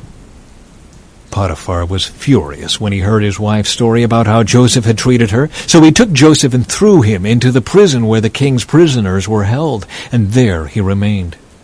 But the Lord was with Joseph in the prison, and showed him his faithful love. And the Lord made Joseph a favorite with the prison warden. Before long, the warden put Joseph in charge of all the other prisoners, and over everything that happened in the prison. The warden had no more worries because Joseph took care of everything. The Lord was with him and caused everything he did to succeed. Chapter 40. Joseph interprets 2 dreams. Some time later, Pharaoh's chief cupbearer and chief baker offended their royal master. Pharaoh became angry with these 2 officials, and he put them in the prison where Joseph was, in the palace of the captain of the guard. They remained in prison for quite some time, and the captain of the guard assigned them to Joseph, who looked after them. While they were in prison, Pharaoh's cupbearer and baker each had a dream one night, and each dream had its own meaning. When Joseph saw them the next morning, he noticed that they both looked upset. "Why do you look so worried today?" he asked them. And they replied, "We both had dreams last night, but no one can tell us what they mean." "Interpreting dreams is God's business," Joseph replied. "Go ahead and tell me your dreams." So the chief cupbearer told Joseph his dream first. "In my dream," he said, "I saw a grapevine in front of me. The vine had 3 branches that began to bud and blossom, and soon it produced clusters of ripe grapes. I was holding Pharaoh's wine cup in my hand, so I took a cluster of grapes and squeezed the juice into the cup. Then I placed the cup in Pharaoh's hand." "This is what the dream means," Joseph said. "The 3 branches represent 3 days. Within 3 days, Pharaoh will lift you up and restore you to your position as his chief cupbearer. And please remember me and do me a favor when things go well for you. Mention me to Pharaoh so he might let me out of this place. For I was kidnapped from my homeland, the land of the Hebrews, and now I'm here in prison, but I did nothing to deserve it." When the chief baker saw that Joseph had given the first dream such a positive interpretation, he said to Joseph, "I had a dream too. In my dream, there were 3 baskets of white pastries stacked on my head. The top basket contained all kinds of pastries for Pharaoh, but the birds came and ate them from the basket on my head." "This is what the dream means," Joseph told him. "The 3 baskets also represent 3 days. 3 days from now, Pharaoh will lift you up and impale your body on a pole. Then birds will come and peck away at your flesh." Pharaoh's birthday came 3 days later, and he prepared a banquet for all his officials and staff. He summoned his chief cupbearer and chief baker to join the other officials. He then restored the chief cupbearer to his former position, so he could again hand Pharaoh his cup. But Pharaoh impaled the chief baker just as Joseph had predicted when he interpreted his dream. Pharaoh's chief cupbearer, however, forgot all about Joseph, never giving him another thought. Chapter 41. Pharaoh's dreams. 2 full years later, Pharaoh dreamed that he was standing on the bank of the Nile River. In his dream, he saw 7 fat, healthy cows come up out of the river and begin grazing in the marsh grass. Then he saw 7 more cows come up behind them from the Nile, but these were scrawny and thin. These cows stood beside the fat cows on the riverbank. Then the scrawny thin cows ate the 7 healthy fat cows. At this point in the dream, Pharaoh woke up. But he fell asleep again and had a second dream. This time he saw 7 heads of grain, plump and beautiful, growing on a single stalk. Then 7 more heads of grain appeared, but these were shriveled and withered by the east wind. And these thin heads swallowed up the 7 plump, well-formed heads. Then Pharaoh woke up again and realized it was a dream. The next morning Pharaoh was very disturbed by the dreams, so he called for all the magicians and wise men of Egypt. When Pharaoh told them his dreams, not one of them could tell him what they meant. Finally, the king's chief cupbearer spoke up. "Today I have been reminded of my failure," he told Pharaoh. "Some time ago you were angry with the chief baker and me, and you imprisoned us in the palace of the captain of the guard. One night the chief baker and I each had a dream, and each dream had its own meaning. There was a young Hebrew man with us in the prison who was a slave of the captain of the guard. We told him our dreams, and he told us what each of our dreams meant, and everything happened just as he had predicted. I was restored to my position as cupbearer, and the chief baker was executed and impaled on a pole." Pharaoh sent for Joseph at once, and he was quickly brought from the prison. After he shaved and changed his clothes, he went in and stood before Pharaoh. Then Pharaoh said to Joseph, "I had a dream last night, and no one here can tell me what it means. But I have heard that when you hear about a dream, you can interpret it." "It is beyond my power to do this," Joseph replied. "But God can tell you what it means and set you at ease." So Pharaoh told Joseph his dream. "In my dream," he said, "I was standing on the bank of the Nile River, and I saw 7 fat, healthy cows come up out of the river and begin grazing in the marsh grass. But then I saw 7 sick-looking cows, scrawny and thin, come up after them. I've never seen such sorry-looking animals in all the land of Egypt. These thin, scrawny cows ate the 7 fat cows, but afterward you wouldn't have known it, for they were still as thin and scrawny as before. Then I woke up. Then I fell asleep again, and I had another dream. This time I saw 7 heads of grain, full and beautiful, growing on a single stalk. Then 7 more heads of grain appeared, but these were blighted, shriveled, and withered by the east wind. And the shriveled heads swallowed the 7 healthy heads. I told these dreams to the magicians, but no one could tell me what they mean." Joseph responded, "Both of Pharaoh's dreams mean the same thing. God is telling Pharaoh in advance what he is about to do.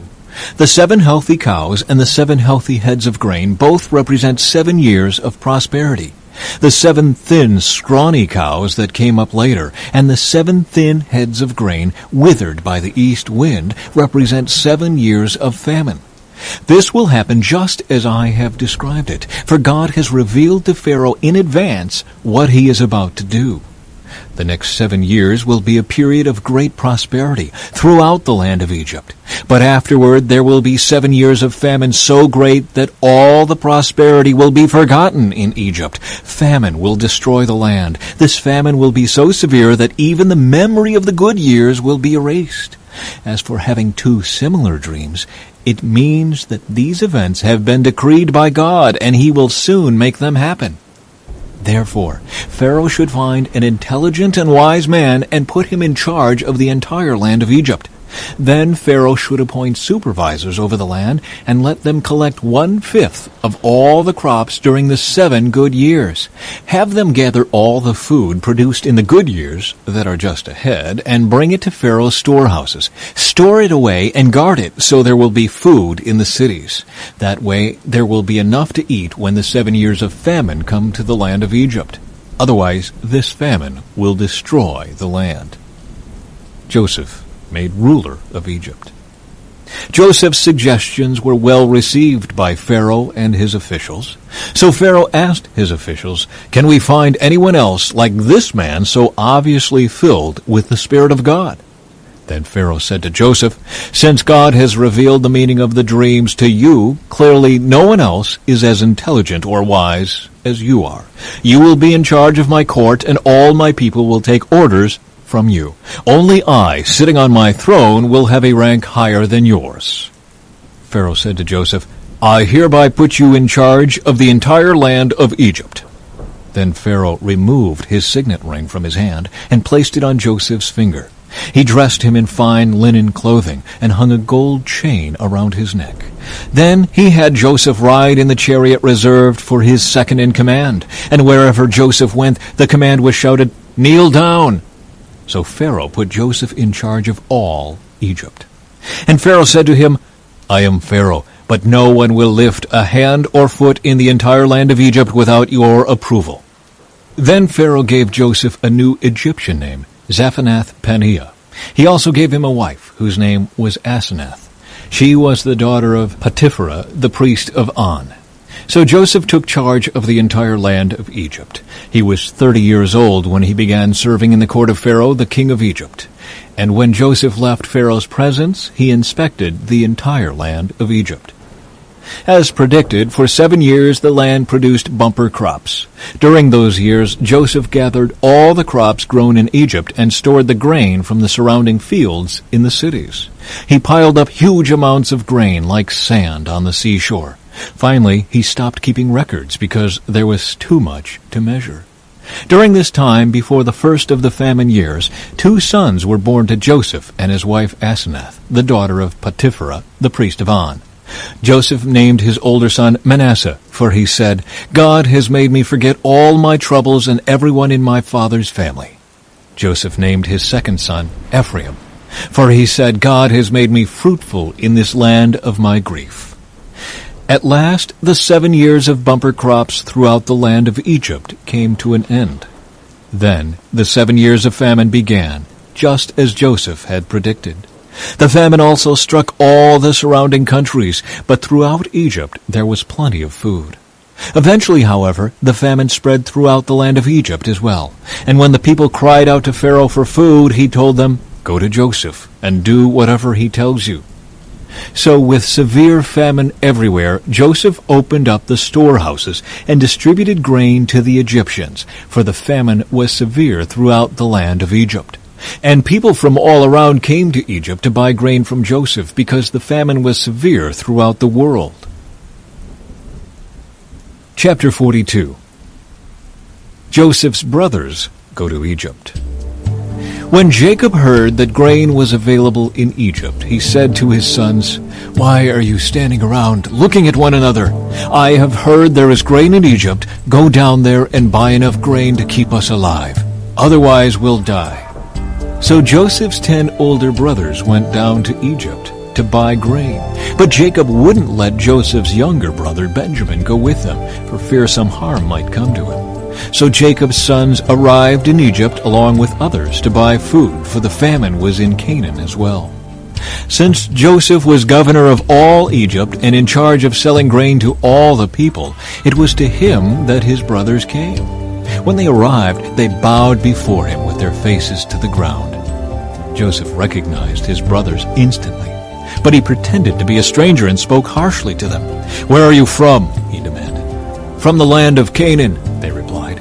"We have come to buy food." Although Joseph recognized his brothers, they didn't recognize him, and he remembered the dreams he'd had about them many years before. He said to them, "You are spies. You have come to see how vulnerable our land has become." "No, my lord," they exclaimed. "Your servants have simply come to buy food. We are all brothers, members of the same family. We are honest men, sir. We are not spies." "Yes, you are," Joseph insisted. "You have come to see how vulnerable our land has become." "Sir," they said, "there are actually 12 of us. We, your servants, are all brothers, sons of a man living in the land of Canaan. Our youngest brother is back there with our father right now, and one of our brothers is no longer with us." But Joseph insisted. "As I said, you are spies. This is how I will test your story. I swear by the life of Pharaoh that you will never leave Egypt unless your youngest brother comes here. One of you must go and get your brother. I'll keep the rest of you here in prison. Then we'll find out whether or not your story is true. By the life of Pharaoh, if it turns out that you don't have a younger brother, then I'll know you are spies." So Joseph put them all in prison for 3 days. On the third day Joseph said to them, I am a God-fearing man. If you do as I say, you will live. If you really are honest men, choose one of your brothers to remain in prison. The rest of you may go home with grain for your starving families. But you must bring your youngest brother back to me. This will prove that you are telling the truth, and you will not die. To this they agreed. Speaking among themselves, they said, Clearly we are being punished because of what we did to Joseph long ago. We saw his anguish when he pleaded for his life, but we wouldn't listen. That's why we're in this trouble. Didn't I tell you not to sin against the boy? Reuben asked. But you wouldn't listen, and now we have to answer for his blood. Of course, they didn't know that Joseph understood them, for he had been speaking to them through an interpreter. Now he turned away from them and began to weep. When he regained his composure, he spoke to them again. Then he chose Simeon from among them and had him tied up right before their eyes. Joseph then ordered his servants to fill the men's sacks with grain, but he also gave secret instructions to return each brother's payment at the top of his sack. He also gave them supplies for their journey home. So the brothers loaded their donkeys with the grain and headed for home. But when they stopped for the night and one of them opened his sack to get grain for his donkey, he found his money in the top of his sack. Look, he exclaimed to his brothers, my money has been returned. It's here in my sack. Then their hearts sank. Trembling, they said to each other, What has God done to us? When the brothers came to their father Jacob in the land of Canaan, they told him everything that had happened to them.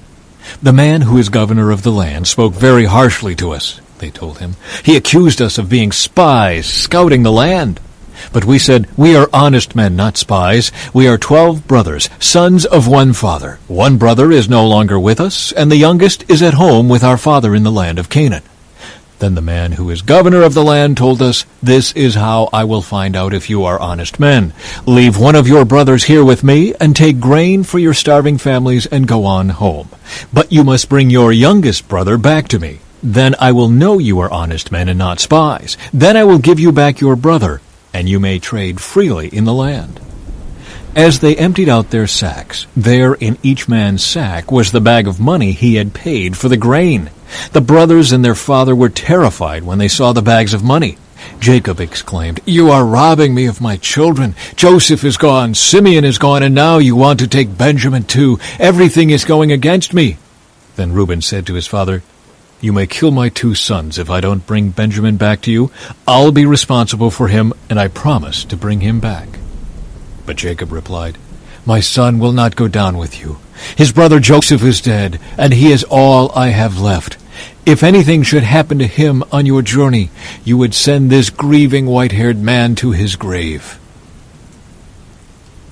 Chapter 43. The brothers returned to Egypt. But the famine continued to ravage the land of Canaan. When the grain they had brought from Egypt was almost gone, Jacob said to his sons, Go back and buy us a little more food.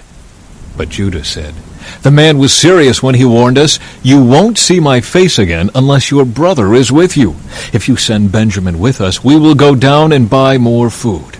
But if you don't let Benjamin go, we won't go either. Remember, the man said, You won't see my face again unless your brother is with you. Why were you so cruel to me? Jacob moaned. Why did you tell him you had another brother? The man kept asking us questions about our family, they replied. He asked, Is your father still alive? Do you have another brother? So we answered his questions. How could we know? He would say, Bring your brother down here. Judah said to his father, Send the boy with me, and we will be on our way. Otherwise we will all die of starvation, and not only we, but you and our little ones. I personally guarantee his safety. You may hold me responsible if I don't bring him back to you. Then let me bear the blame forever. If we hadn't wasted all this time, we could have gone and returned twice by now. So their father Jacob finally said to them, If it can't be avoided, then at least do this. Pack your bags with the best products of this land. Take them down to the man as gifts: balm, honey, gum, aromatic resin, pistachio nuts, and almonds. Also take double the money that was put back in your sacks, as it was probably someone's mistake. Then take your brother and go back to the man. May God Almighty give you mercy as you go before the man, so that he will release Simeon and let Benjamin return.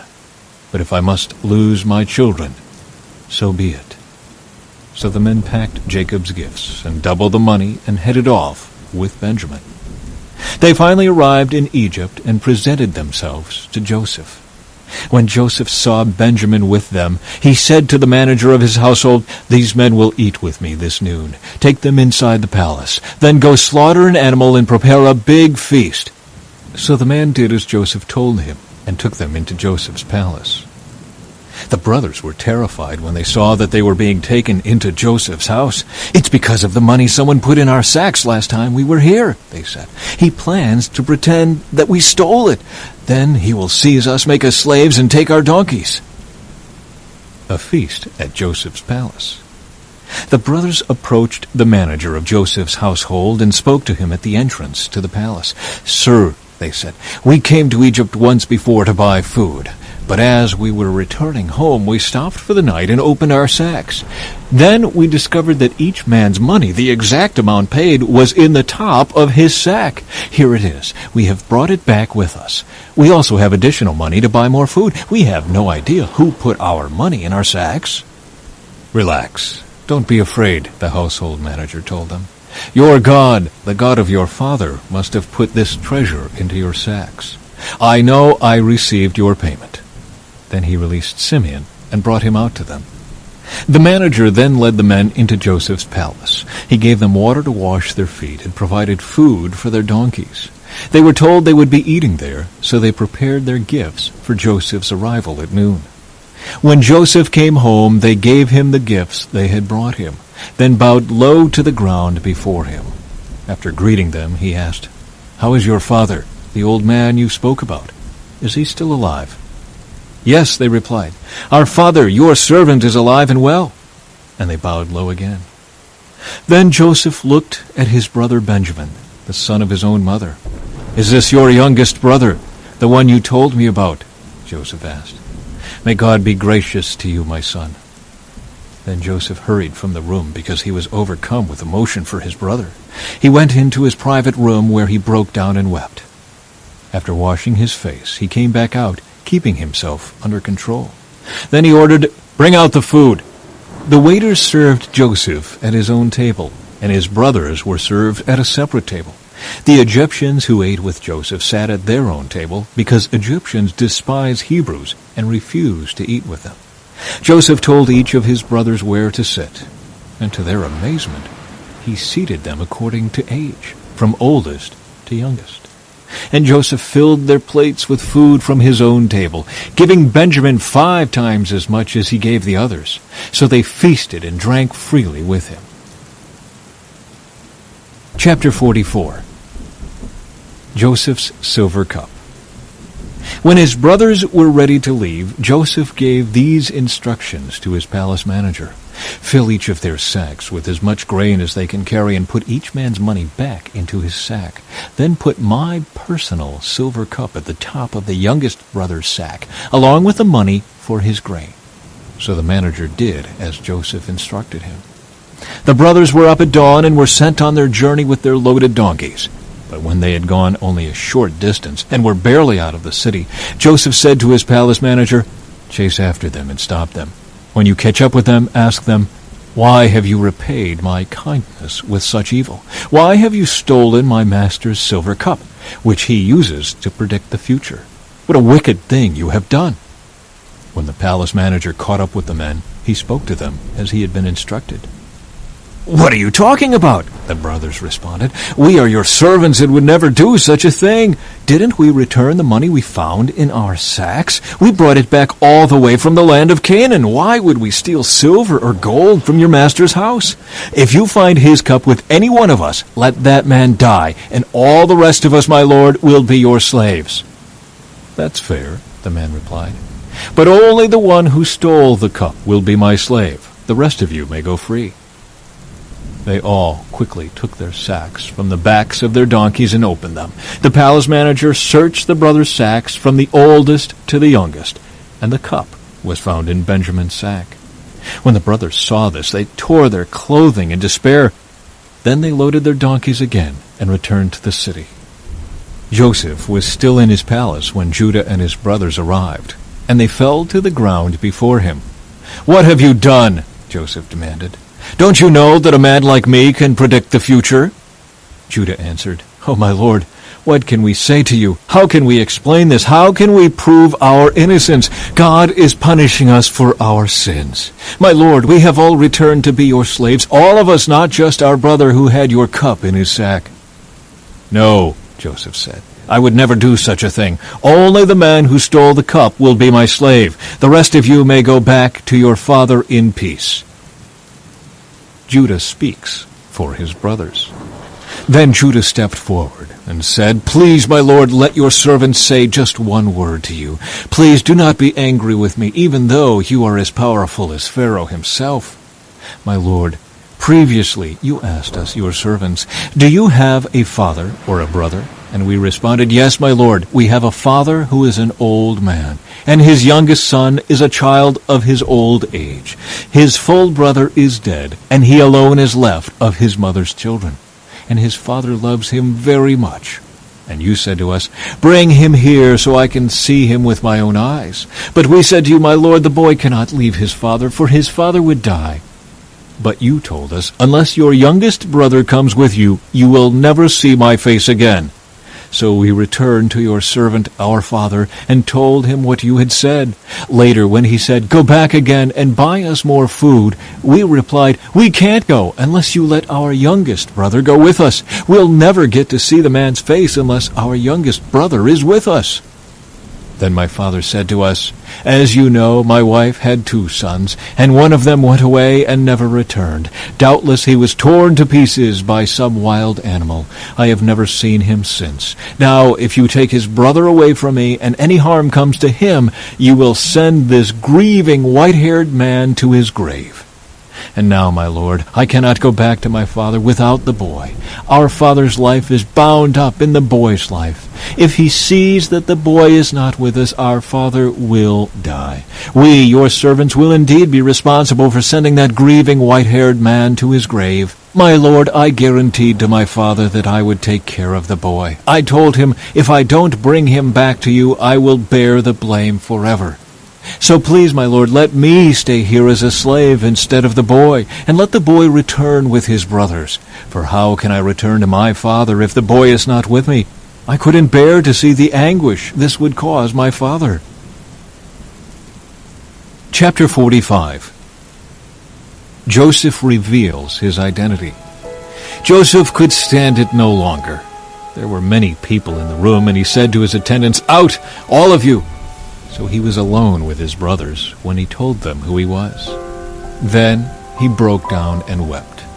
He wept so loudly the Egyptians could hear him, and word of it quickly carried to Pharaoh's palace. "I am Joseph," he said to his brothers. "Is my father still alive?" But his brothers were speechless. They were stunned to realize that Joseph was standing there in front of them. "Please come closer," he said to them. So they came closer. And he said again, "I am Joseph, your brother, whom you sold into slavery in Egypt. But don't be upset, and don't be angry with yourselves for selling me to this place. It was God who sent me here, ahead of you, to preserve your lives. This famine that has ravaged the land for 2 years will last 5 more years, and there will be neither plowing nor harvesting. God has sent me ahead of you to keep you and your families alive, and to preserve many survivors. So it was God who sent me here, not you, and he is the one who made me an advisor to Pharaoh, the manager of his entire palace, and the governor of all Egypt. Now hurry back to my father and tell him, this is what your son Joseph says. God has made me master over all the land of Egypt, so come down to me immediately. You can live in the region of Goshen, where you can be near me with all your children and grandchildren, your flocks and herds, and everything you own. I will take care of you there, for there are still 5 years of famine ahead of us. Otherwise, you, your household, and all your animals will starve." Then Joseph added, "Look, you can see for yourselves, and so can my brother Benjamin, that I really am Joseph. Go tell my father of my honored position here in Egypt. Describe for him everything you have seen, and then bring my father here quickly." Weeping with joy, he embraced Benjamin, and Benjamin did the same. Then Joseph kissed each of his brothers and wept over them. And after that, they began talking freely with him. Pharaoh invites Jacob to Egypt. The news soon reached Pharaoh's palace. "Joseph's brothers have arrived." Pharaoh and his officials were all delighted to hear this. Pharaoh said to Joseph, "Tell your brothers, this is what you must do. Load your pack animals and hurry back to the land of Canaan. Then get your father and all of your families and return here to me. I will give you the very best land in Egypt, and you will eat from the best that the land produces." Then Pharaoh said to Joseph, "Tell your brothers, take wagons from the land of Egypt to carry your little children and your wives, and bring your father here. Don't worry about your personal belongings, for the best of all the land of Egypt is yours." So the sons of Jacob did as they were told.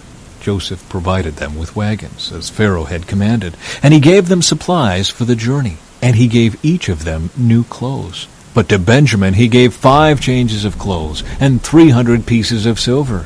He also sent his father 10 male donkeys loaded with the finest products of Egypt, and 10 female donkeys loaded with grain and bread and other supplies he would need on his journey.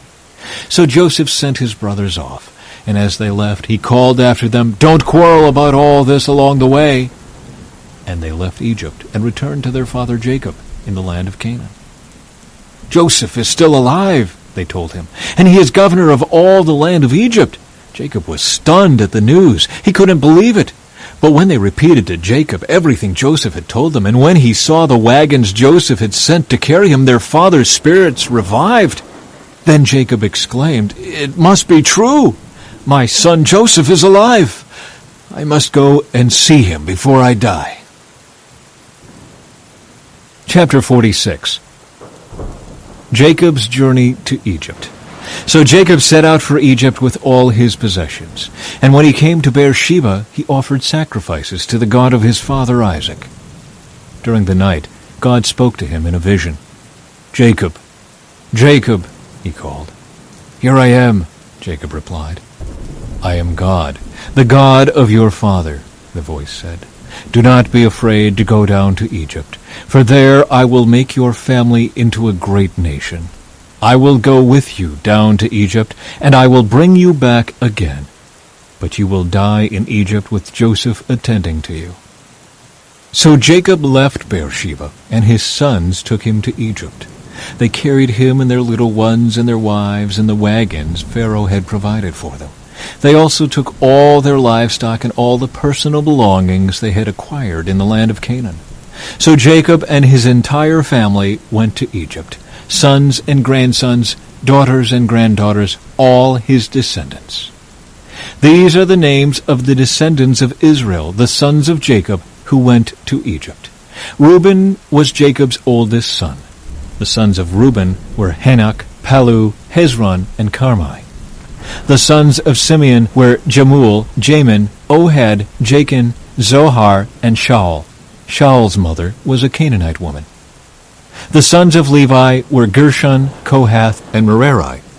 The sons of Judah were Onan, Shelah, Perez, and Zerah, though and Onan had died in the land of Canaan. The sons of Perez were Hezron and Hamul. The sons of Issachar were Tola, Puah, Jashub, and Shimron. The sons of Zebulun were Sered, Elon, and Jalil. These were the sons of Leah and Jacob, who were born in Padan-aram, in addition to their daughter Dinah.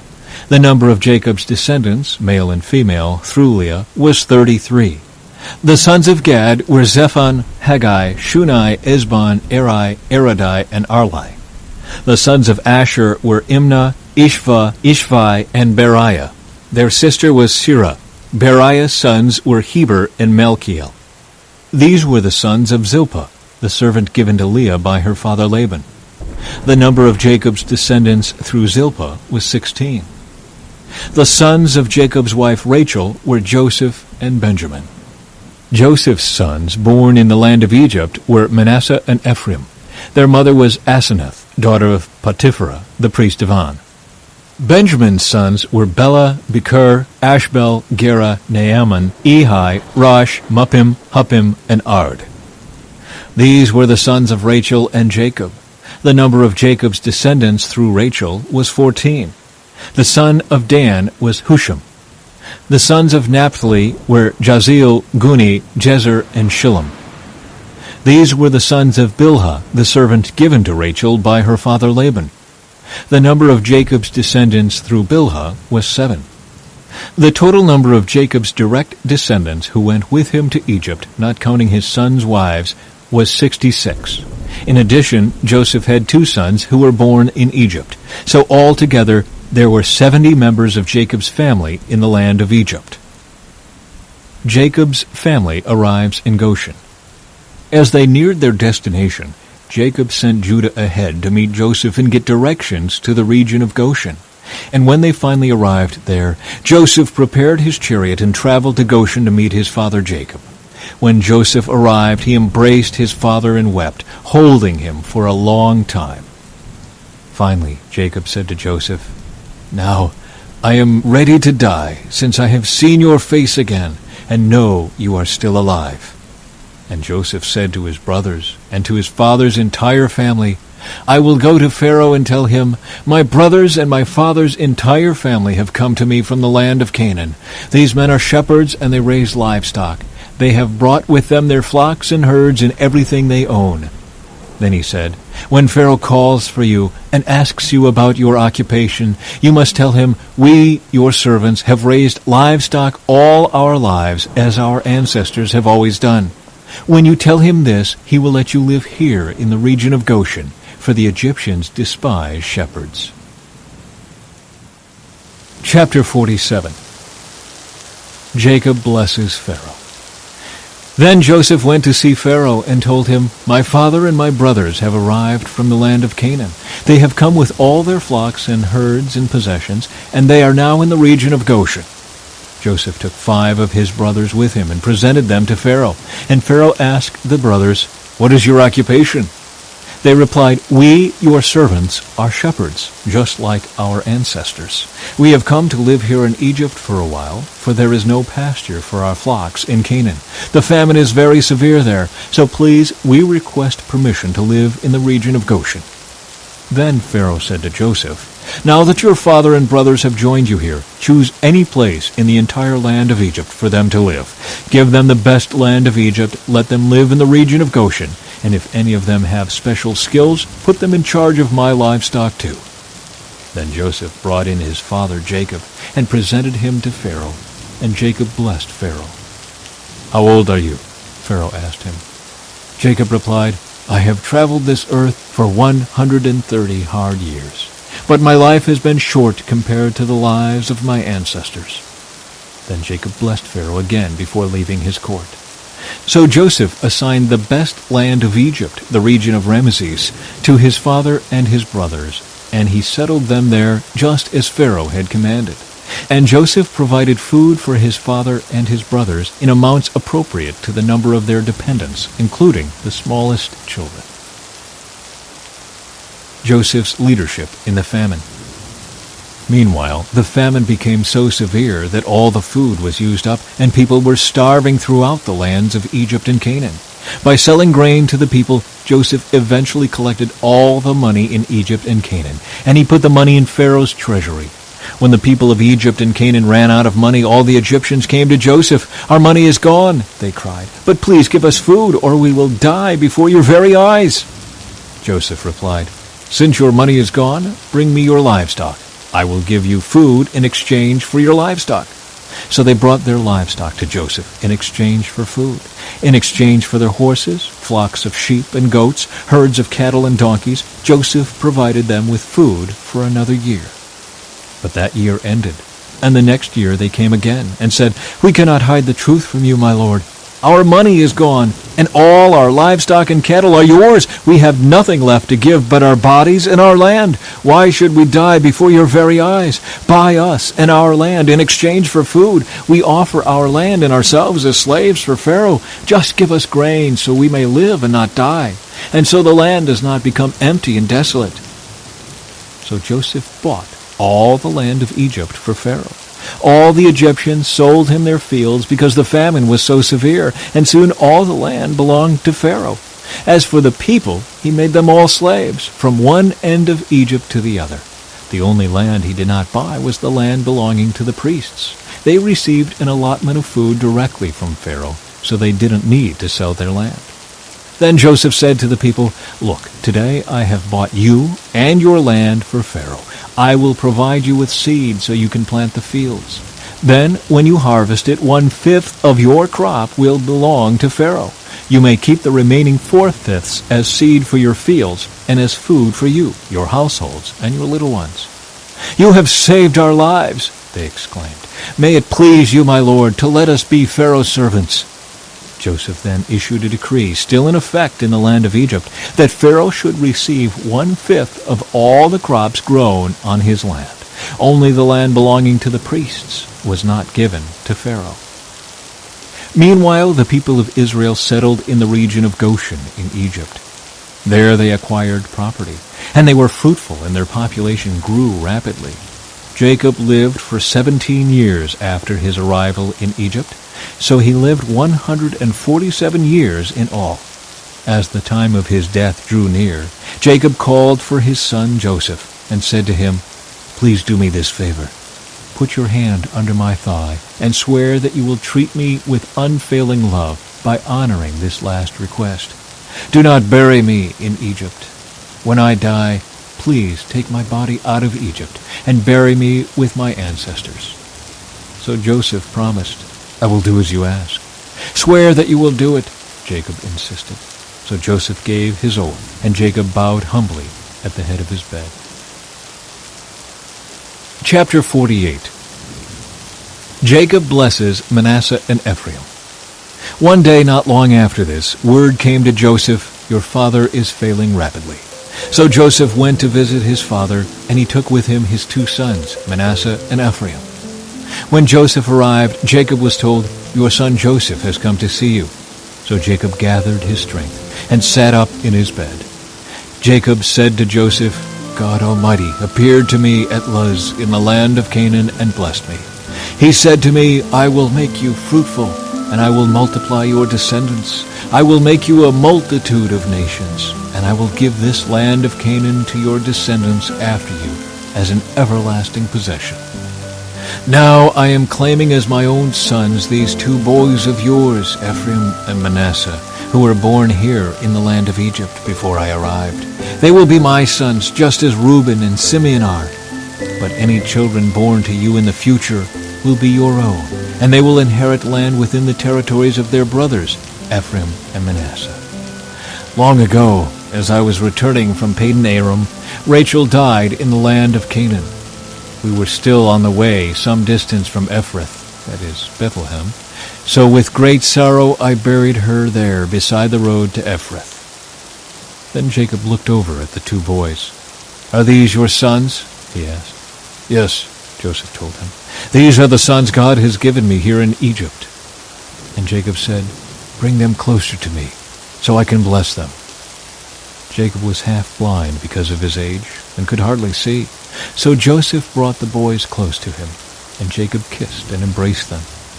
Then Jacob said to Joseph, "I never thought I would see your face again, but now God has let me see your children too."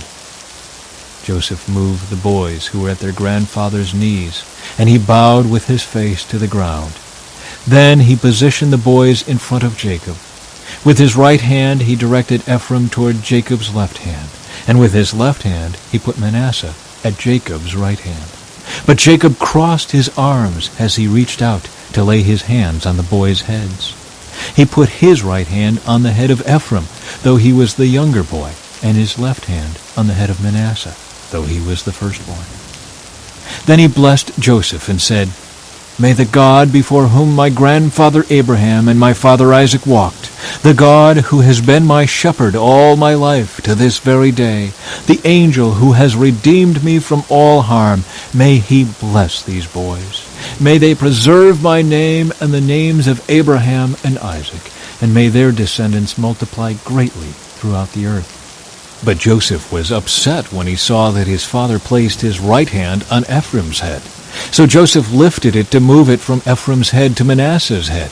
"No, my father," he said, "this one is the firstborn. Put your right hand on his head." But his father refused. "I know, my son, I know," he replied.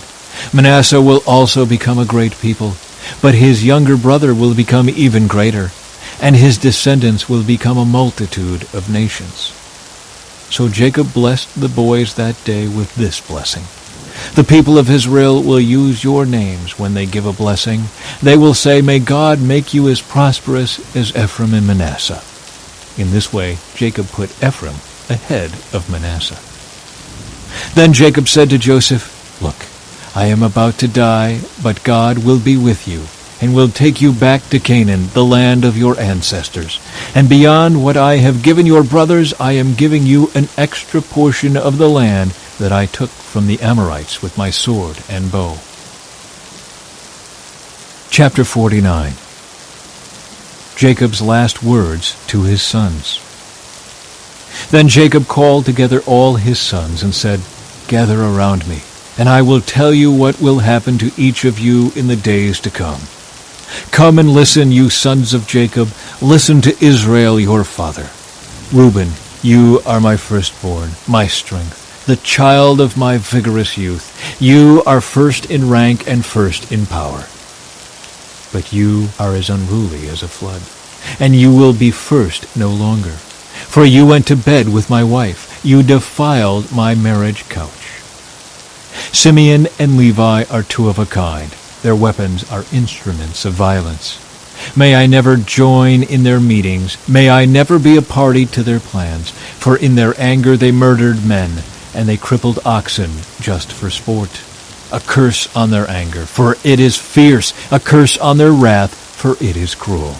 I will scatter them among the descendants of Jacob. I will disperse them throughout Israel. Judah, your brothers will praise you. You will grasp your enemies by the neck. All your relatives will bow before you. Judah, my son, is a young lion that has finished eating its prey. Like a lion he crouches and lies down. Like a lioness, who dares to rouse him? The scepter will not depart from Judah, nor the ruler's staff from his descendants, until the coming of the one to whom it belongs, the one whom all nations will honor. He ties his foal to a grapevine, the colt of his donkey to a choice vine. He washes his clothes in wine, his robes in the blood of grapes. His eyes are darker than wine, and his teeth are whiter than milk. Zebulun will settle by the seashore, and will be a harbor for ships. His borders will extend to Sidon. Issachar is a sturdy donkey resting between two saddle packs. When he sees how good the countryside is and how pleasant the land, he will bend his shoulder to the load and submit himself to hard labor. Dan will govern his people like any other tribe in Israel. Dan will be a snake beside the road, a poisonous viper along the path that bites the horse's hooves so its rider is thrown off. I trust in you for salvation, O Lord. Gad will be attacked by marauding bands, but he will attack them when they retreat. Asher will dine on rich foods and produce food fit for kings. Naphtali is a doe set free that bears beautiful fawns. Joseph is the foal of a wild donkey, the foal of a wild donkey at a spring, one of the wild donkeys on the ridge. Archers attacked him savagely. They shot at him and harassed him, but his bow remained taut, and his arms were strengthened by the hands of the mighty one of Jacob, by the shepherd, the rock of Israel. May the God of your father help you. May the Almighty bless you with the blessings of the heavens above, and blessings of the watery depths below, and blessings of the breasts and womb. May the blessings of your father surpass the blessings of the ancient mountains, reaching to the heights of the eternal hills. May these blessings rest on the head of Joseph, who is a prince among his brothers. Benjamin is a ravenous wolf, devouring his enemies in the morning and dividing his plunder in the evening. These are the 12 tribes of Israel, and this is what their father said as he told his sons goodbye. He blessed each one with an appropriate message. Jacob's death and burial. Then Jacob instructed them, "Soon I will die and join my ancestors. Bury me with my father and grandfather in the cave in the field of Ephron the Hittite. This is the cave in the field of Machpelah near Mamre in Canaan, that Abraham bought from Ephron the Hittite as a permanent burial site. There Abraham and his wife Sarah are buried. There Isaac and his wife Rebekah are buried. And there I buried Leah. It is the plot of land and the cave that my grandfather Abraham bought from the Hittites." When Jacob had finished this charge to his sons, he drew his feet into the bed, breathed his last, and joined his ancestors in death. Chapter 50. Joseph threw himself on his father and wept over him and kissed him. Then Joseph told the physicians who served him to embalm his father's body. So Jacob was embalmed. The embalming process took the usual 40 days, and the Egyptians mourned his death for 70 days. When the period of mourning was over, Joseph approached Pharaoh's advisers and said, "Please do me this favor and speak to Pharaoh on my behalf. Tell him that my father made me swear an oath. He said to me, 'Listen, I am about to die. Take my body back to the land of Canaan and bury me in the tomb I prepared for myself.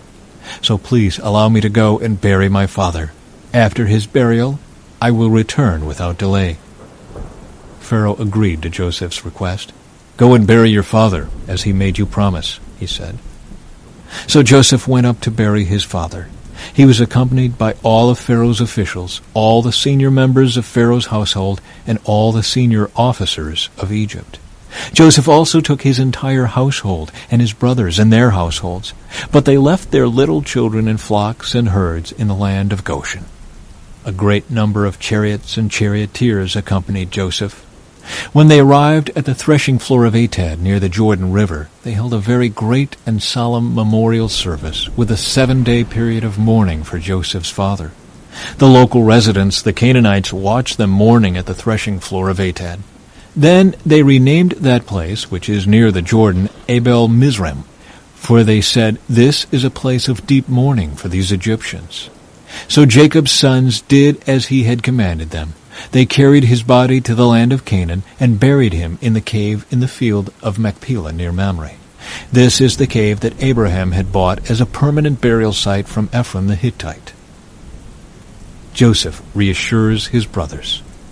After burying Jacob, Joseph returned to Egypt with his brothers and all who had accompanied him to his father's burial.